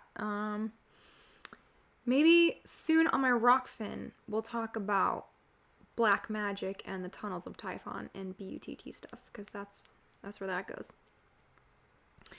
So then I put in a bunch of laws of magic or magical axioms at the end of this chapter. And I also included the banishing ritual of the pentagram, which is interesting. So why in ceremonial magic with a K, where you're attempting to get in touch with this guy right here, this beautiful creature, the lesser banishing ritual is all about the Lord's Prayer. So you think you're getting away from the Bible and stuff like this when you start to practice magic, but then you go into Kabbalah and it's all Jewish Old Testament stuff. So the Jews have the ancient prayer called the Kaddish, which is exactly like the Lord's Prayer. And the prayer is divided into a series of separate statements, each of which is believed to be a veiled reference to the secret cosmic sciences. It was taught that the very words and sounds were capable of producing strange and wonderful things. The lesser banishing ritual of the pentagram is the beginning and ending of many Kabbalist magician ceremonies, and its main purpose is for purification. So what they would do is make the Kabbalistic cross, and you would touch your forehead and you would say Ate, which means thou art. You would touch your solar plexus and say Malkuth. You would touch your right shoulder and say, I don't even know how to say this, Vegevura. You touch your left shoulder and say Vegejula. You clasp your hands and say Leolam. And you take the dagger between your fingers and point up and say Amen. And so these words say, thou art kingdom and power and glory forever. Amen. And then in the formulating of the pentagrams, you go to the east and you say Yahweh, to the south Adonai, to the west I am, and to the north Agla. And then in the third part, which is the evocation of the archangels, you say, before me Raphael, behind me Gabriel, on my right hand Michael, on my left hand Uriel. For about me flames the pentagram, and within me shines the six-rayed star. So this is like Magic 101. This is baby's first Hogwarts ritual right here, the lesser banishing ritual of pentagram, which is very close to the Lord's Prayer. Right?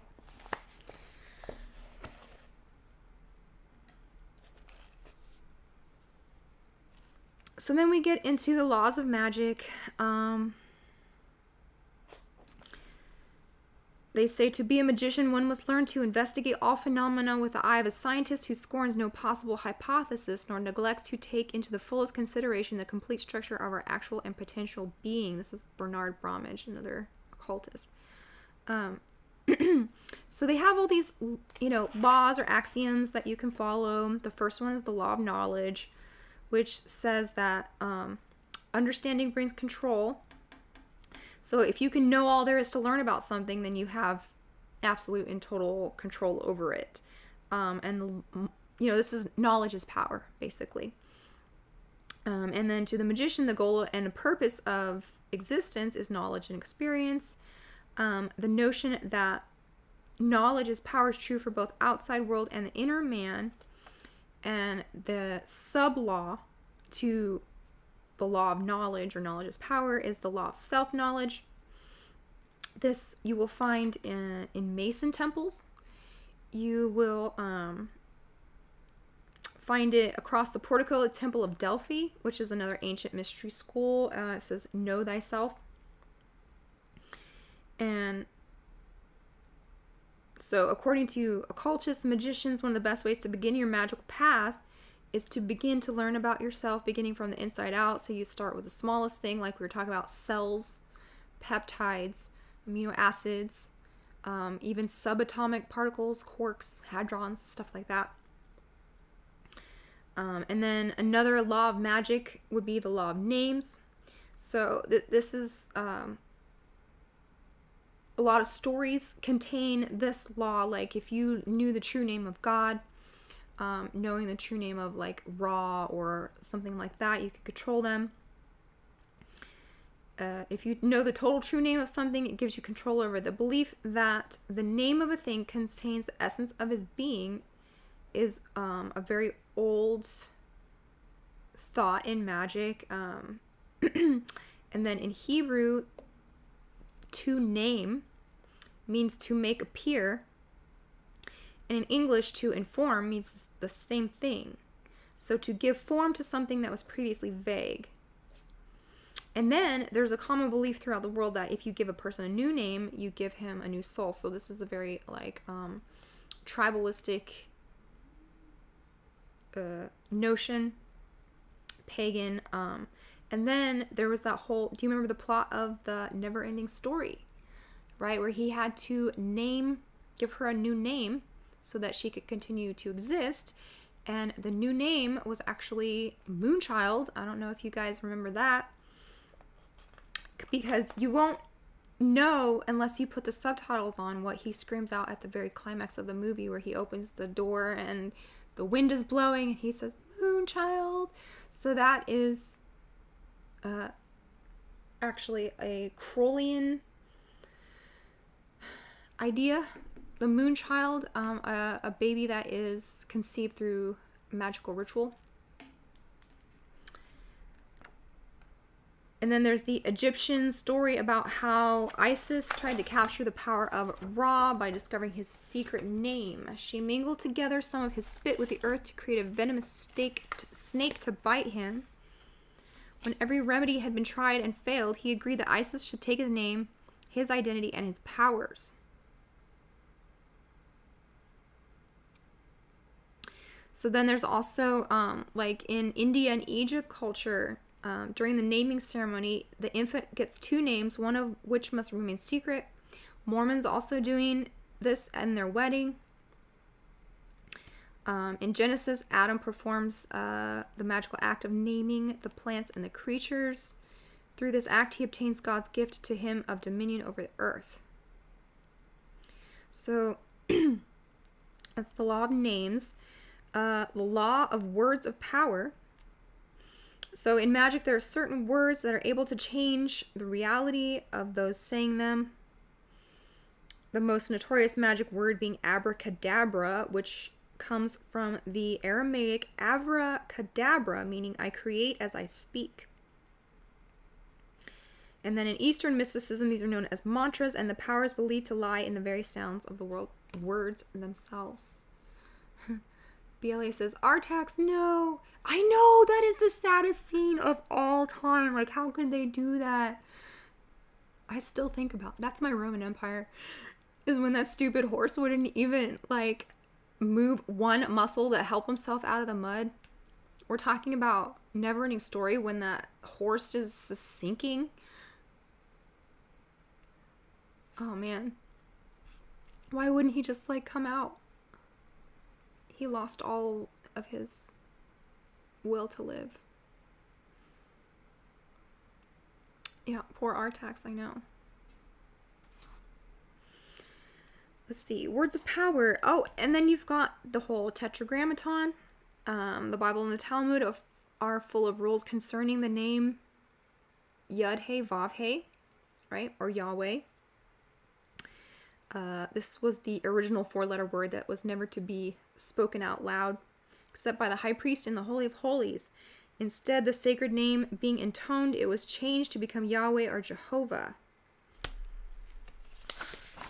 And they actually talked about the tetragrammaton in catechism class. I can't remember exactly what, but Eliphas Levi says in the Key of Mysteries, with the name Yod-He-Vah-He, one commands nature, kingdoms are conquered in the name of Adonai, and the occult forces which compose the empire of Hermes are one, and all obedient to him who knows how to pronounce duly the incommunicable name of Agla. So now we're talking about Kabbalah, which I've read several Kabbalistic books. It's not as old as they like to pretend. But in Kabbalah, the magician believes that physical matter can be transformed molecule by molecule through incantation of ancient Hebrew letters and numbers, and that the nature of reality is merely an illusion. So where have you heard that from? This goes right perfectly into simulation theory, or nothing is real, right? If nothing is real, nothing is wrong. And it's all turtles all the way down. It's just goes into madness and solipsism. This is what the BLA says. This is what the Darren Aronofsky movie Pi is about the name of God. I've seen that movie. I just didn't understand it. But it was a long time ago. It was before I knew any of this stuff. Clint says, John Allegro says the translation was Aramaic for Abba, I can't even remember. Abba de Borkia, which means our Father who art in heaven. Okay. Pi is about math. Like a guy who's like going crazy. Can you just give us BLA, can you give us a little like 2 sentences about what is Pi about?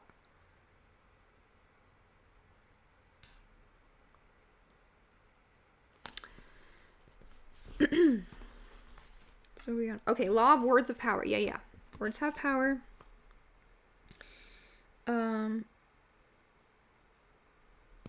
So in Hermeticism, they think individual letters can be the equivalent of storage cells or repositories charged with a form of divine or magical power as a battery is charged with electrical energy.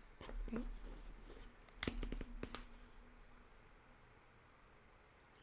Then I was talking about some experiments they were doing in Russia.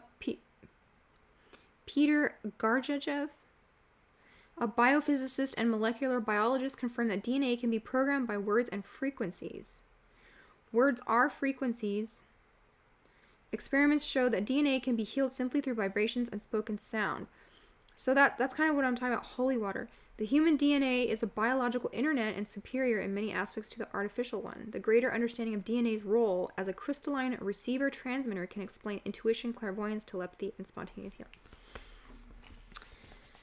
So then we talk about another magical, the law of association. States that if two things have something in common anything they have in common can be used to control both, and they mutually influence each other. It's also interesting that the major function of the human brain seems to be association. Okay, here we go. Pi is about, he's looking for math that solves the stock market, but ends up learning the Gnostic dudes want to find him because it's tetragrammaton. Okay. Yeah.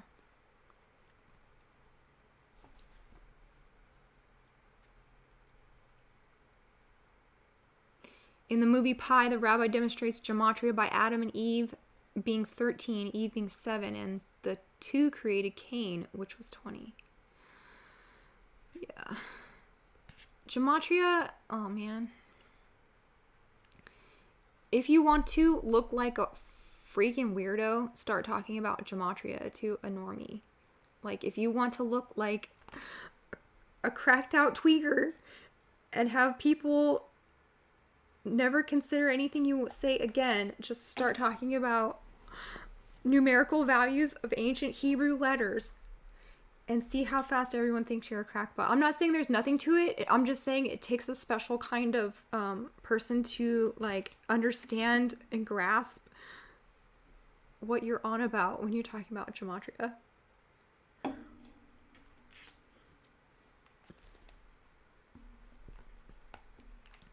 So then in magic, we also have the law of similarity. And this is a lot of paganism takes from these laws without even, realizing it. The law of similarity and the law of contagion. So it's like, if you want to make something fly, you put feathers and wings on it, you chirp over it. In magic, lookalikes are alike. This is where the idea of like rain dances comes from. The law of contagion states that the things that have once been in contact with each other continue to act on each other at a distance even after physical contact has been severed.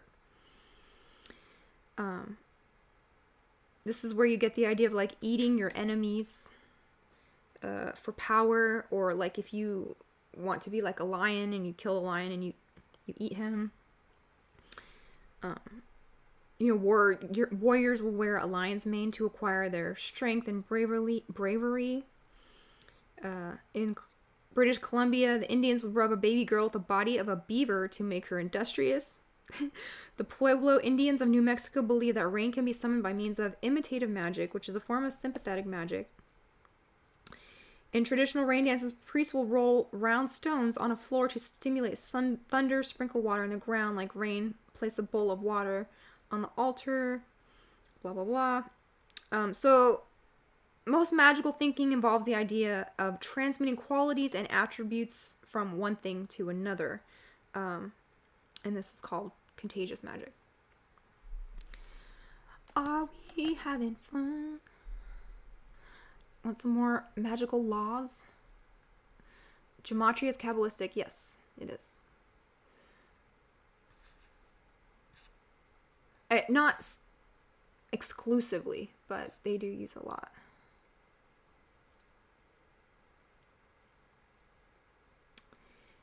Do we have donuts? If you can't send a money donut, then just put a donut in the chat, because that makes me happy too. Donuts all the way down. Now you're all talking about math and gematria. You guys are funny. Fat math. Yes.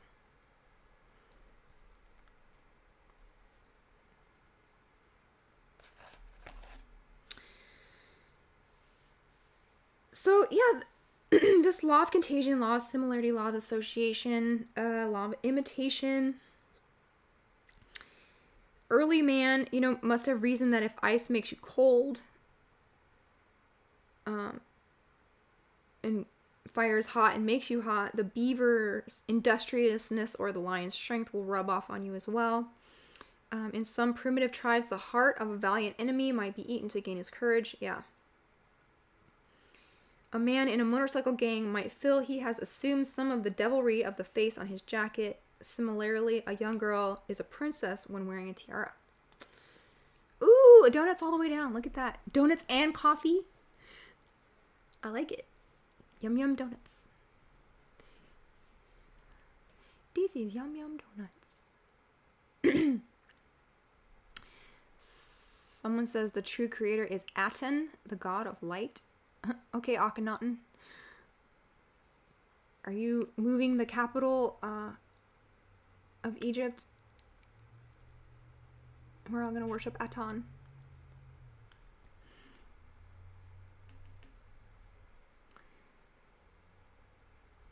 Boom viewer rub down. You guys are funny.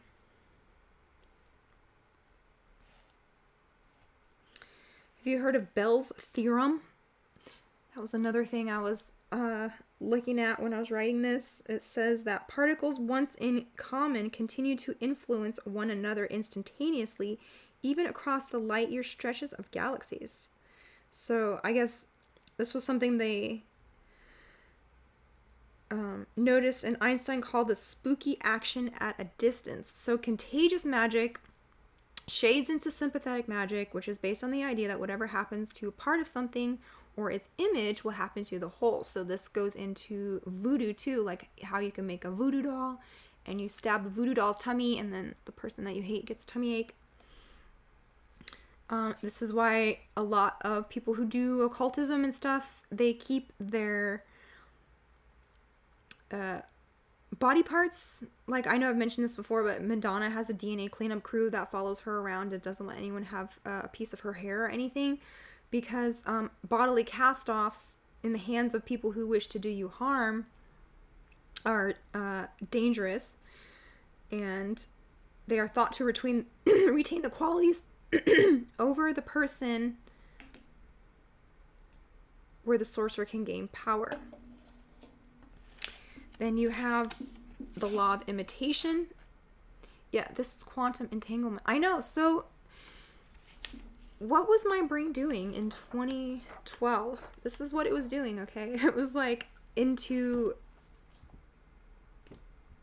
magic and science and occultism and pseudoscience and true things and zone theory.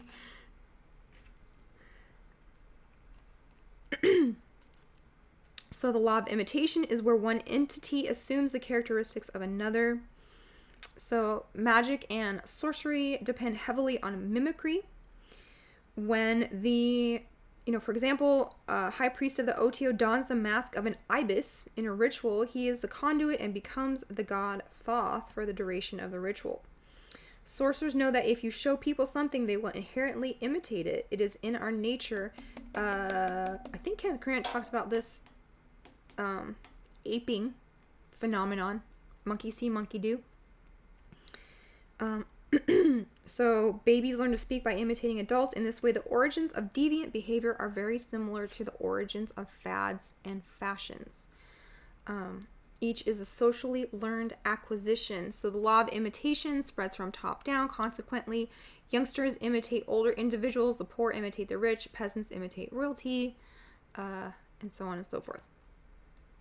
So even many of our cultural customs come from peasants copying the rituals of royalty. Crime among young, poor, and low status people is really their effort to imitate the wealthy, high status people. Yeah. This law suggests perhaps most people follow the model of high status in hopes that their imitative behavior will produce some kind of reward associated with being in the superior class. So this is, you can see how this is going to go perfectly into sorcery. In the next chapter, sorcerers and robots. But we will get through magic for tonight, and then next time we'll do sorcerers and robots. How about that? BLA says, Hickenlooper directed Hearts of Darkness, the doc about the making of Apocalypse Now. Okay.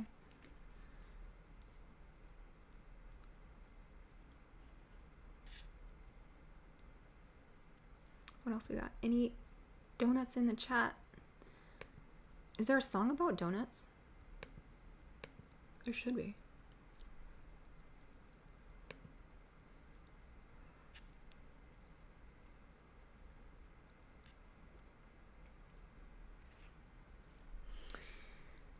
there's law of synthesis or the law of opposites state that the synthesis of two conflicting ideas will produce a new third idea. Law of polarity says that anything that can be separated into two opposite parts, with each part having its own essence, and that everything contains its opposite. So this comes from the doctrine of opposites in Greek philosophy. Impression that pairs of opposites in nature had a journey to become one, or something that underlies all of creation, connecting the opposites and reconciles all diversity. One legend in Kabbalah says that God wished to be called God. In other words, God wanted to create himself. However, that posed a problem because for something that was absolute, omnipotent, omniscient, and omnipresent to create an other, it first had to create the idea of duality.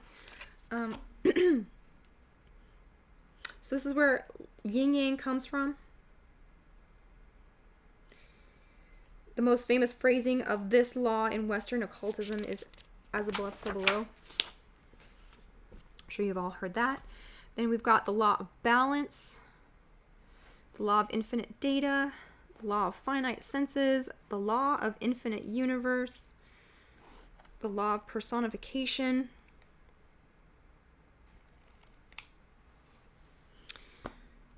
just a bunch of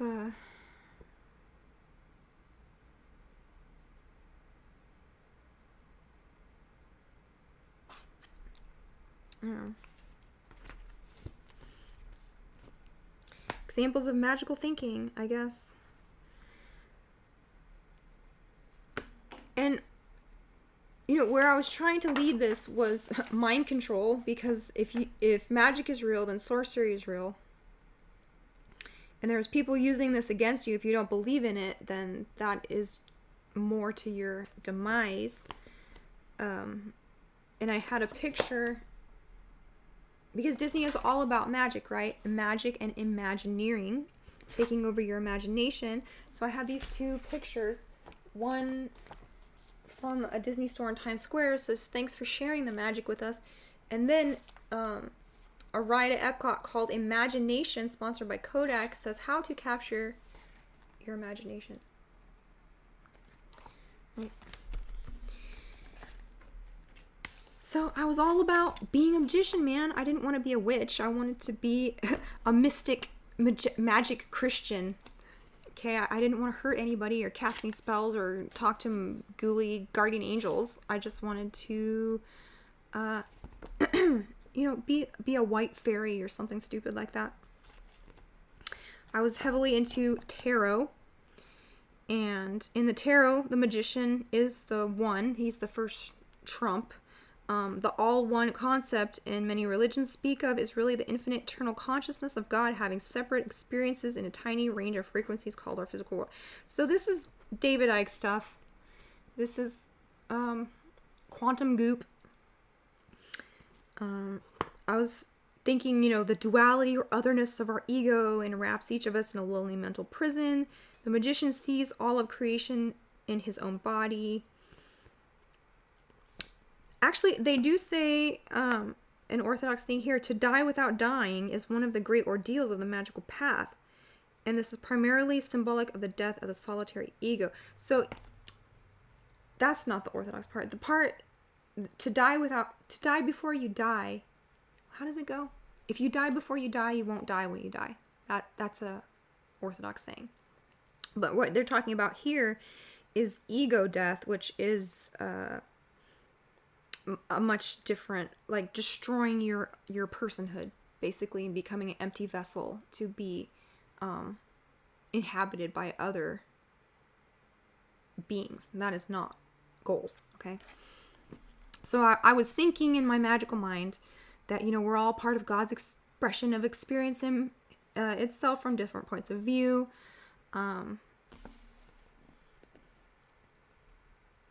I was thinking magic was a symbol of greater unity, consciousness, enlightenment, high magic intended to bring about the spiritual transformation of the person, and channel the magician's consciousness toward God.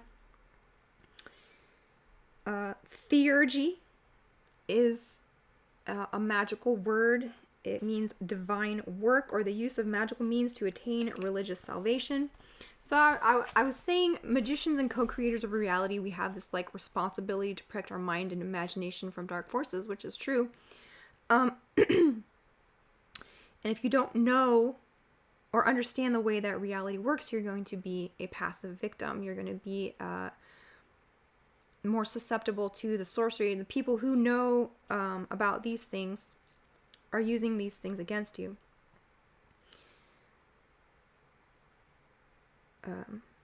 So, you know, when you go to Magic Kingdom of Disneyland, DreamWorks, or any other corporate social engineer, there is an agenda to capture your imagination. And then I was saying, you know, like in a place where dreams come true, whose dreams are we manifesting into reality? And that is of the sorcerers. So, oh man, look who I even put in here. Blavatsky. Why was I...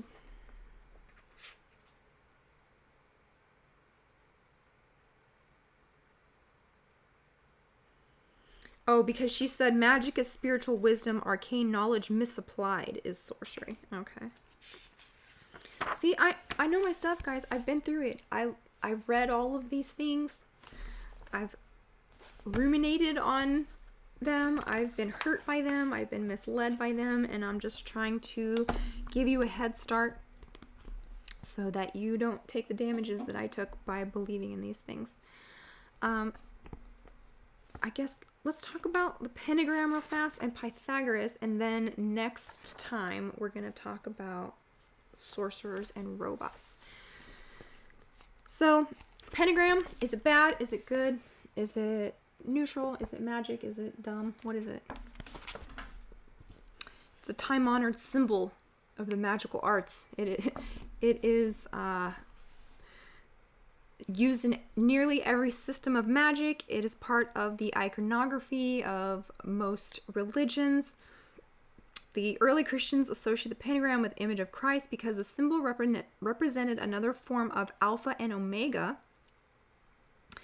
esoterically expressing the living Christ. So in the Magician's Dictionary, it says that in a general sense, it stands for all magical symbols and talismans. It is the magician's sine qua non. The first known use of the pentagram was found in Mesopotamian texts dating around 3000 BC. The Sumerian pentagrams served as pictograms for the word ub, meaning corner, angle, cubicle, cavity, or pit.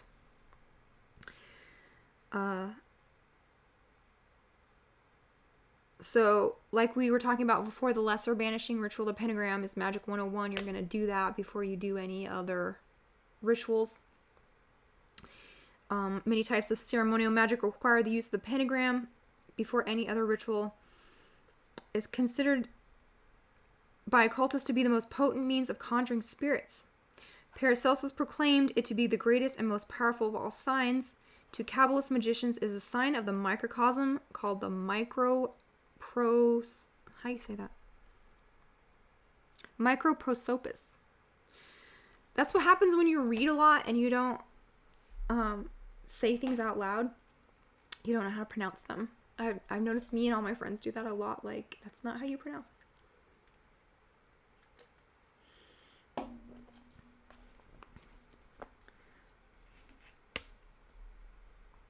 So the pentagram is the microcosm in the macrocosm. This is true for Jewish and Greek philosophers. They use it to describe human beings and their place in the universe. They viewed the individual human being as a little world and a mirror of the universe, the great world. They thought the body of the man is a miniature universe. A pentacle is a pentagram inscribed on a pendant or disc with a circle around it. So a little bit different, but not really. The 5 points represents the elements: earth, air, fire, water, and spirit. Remember that, what is that old cartoon? Captain Planet? Where they had to put their rings together and summon Captain Planet. That was an early environmental programming cartoon, wasn't it? So, like we said, the pentagram is a symbol of man. It has 5 points, and the human brain has 5 parts: brainstem, cortex, neocortex, and the left and right hemispheres. Man's body has 5 distinct extremities, and they would often depict a pentagram with the body of a man on top of it, or a woman, and its head at the top representing spirit, and the other 4 points representing the other elements. An upright pentagram means that the 5th element, spirit, is raised to the most significant position. It symbolizes balance and a person who can understand their divine nature. Next time we'll talk about the A-verse pentagram when we talk about sorcery. And then the last thing tonight, let's just talk about Pythagoras for 1 minute while we are talking about magic and pentagrams. So if you want to send one more donut for one more song, now's your chance. If you want to tell me a joke and make me laugh, or say anything fun or funny, now's your chance. Captain Planet, he's your hero. Gonna take pollution down to 0. Totally. Clint says, just like Power Rangers, 5 colors like the 5 colors of the Eastern Star pentagram. Right. Captain Planet was the Osiris, the Green Man. Yes. Remember the dude who had heart power? Heart. Captain Planet. Buy your carbon credits. So if you have not heard of Pythagoras, are you even a magician? No. So the pentagram was a symbol of the Pythagoreans. They were a weird cult. I think they're vegan. If I'm remembering correctly, he had a thing against eating beans though. So they were like this monotheistic religious cult. Ancient Greece, around 530 BC. He was known to have traveled all over the ancient world to study with many masters. He was initiated into the mysteries by rabbis, Egyptians, Babylonians, Chaldeans, Persians, Hindus, and more. Pythagoreans used to meet in secret and discuss their mathematical discoveries, and they would draw the sign of the pentagram on their right hand to know one another. They considered the pentagram the union of man with the universe, the soul merging with the spirit. They declared the number 5, the number of man, representing the microcosm. And there, if you want baby's first Python magic, and you will see what I'm talking about here. Ooh, D33PSP33D sends $2 and a heart. Thank you so much. I appreciate that.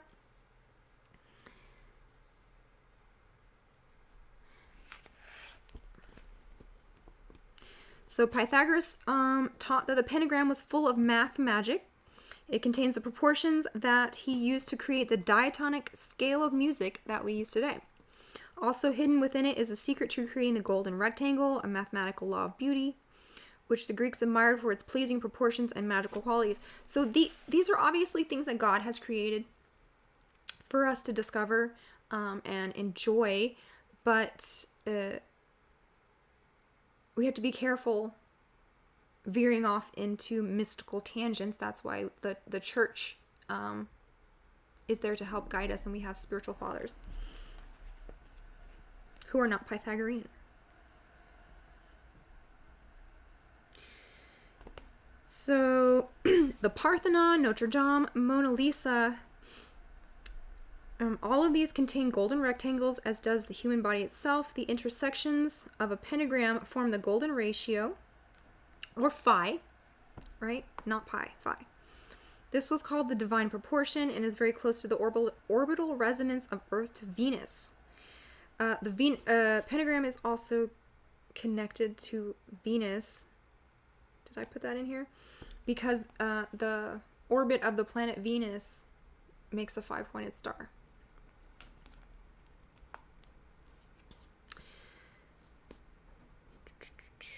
The pentagram contains the golden rectangle many times over, which can mathematically reproduce itself indefinitely. This ratio also contains a magical spiral called the Fibonacci sequence, which repeats the proportions of the golden section into infinity.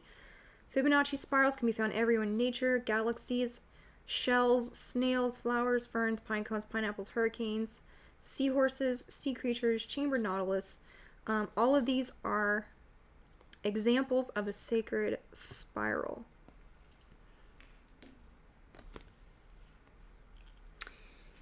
The pentagram in the Gnostic schools is called the blazing star.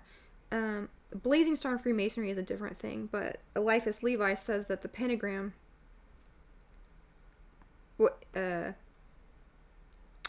Freemasonry, it's serious if it has the flames behind it. But Eliphas Levi is talking about the pentagram as the star of the Magi. It can be the divine lamb or the goat of Mendes if you turn it upside down.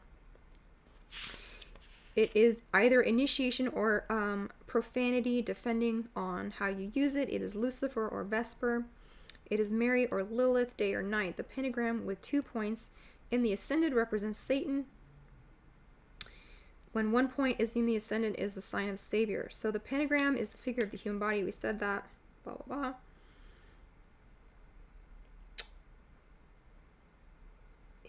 Eliphas Levi says, if magic be a reality, if occult science be really the true law of the three worlds, this absolute sign, this sign ancient as history and more ancient, should and does exercise an incalculable influence upon spirits set free from their material envelope.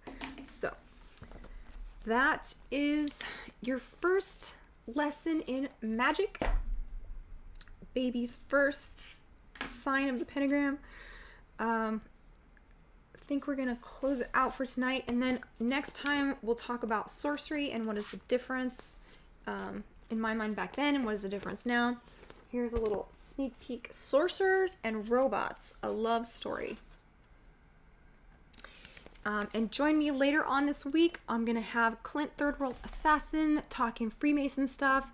Very soon, we're going to have BLA talking about the lost symbol and Dan Brown and the architecture of Washington, D.C. I'm going to have Benny Wills. Remember Benny Wills from Joy Camp? He is someone who I consider another OG granola wokester of way back when. We're going to have a discussion about what happened to the truth movement and how did it all go so wrong. So, if there are no other donuts or questions or comments, I think we're going to call it a night. And thank you all for coming. I had a lot of fun. And I appreciate all you wrenches so much. And I'll see you next time.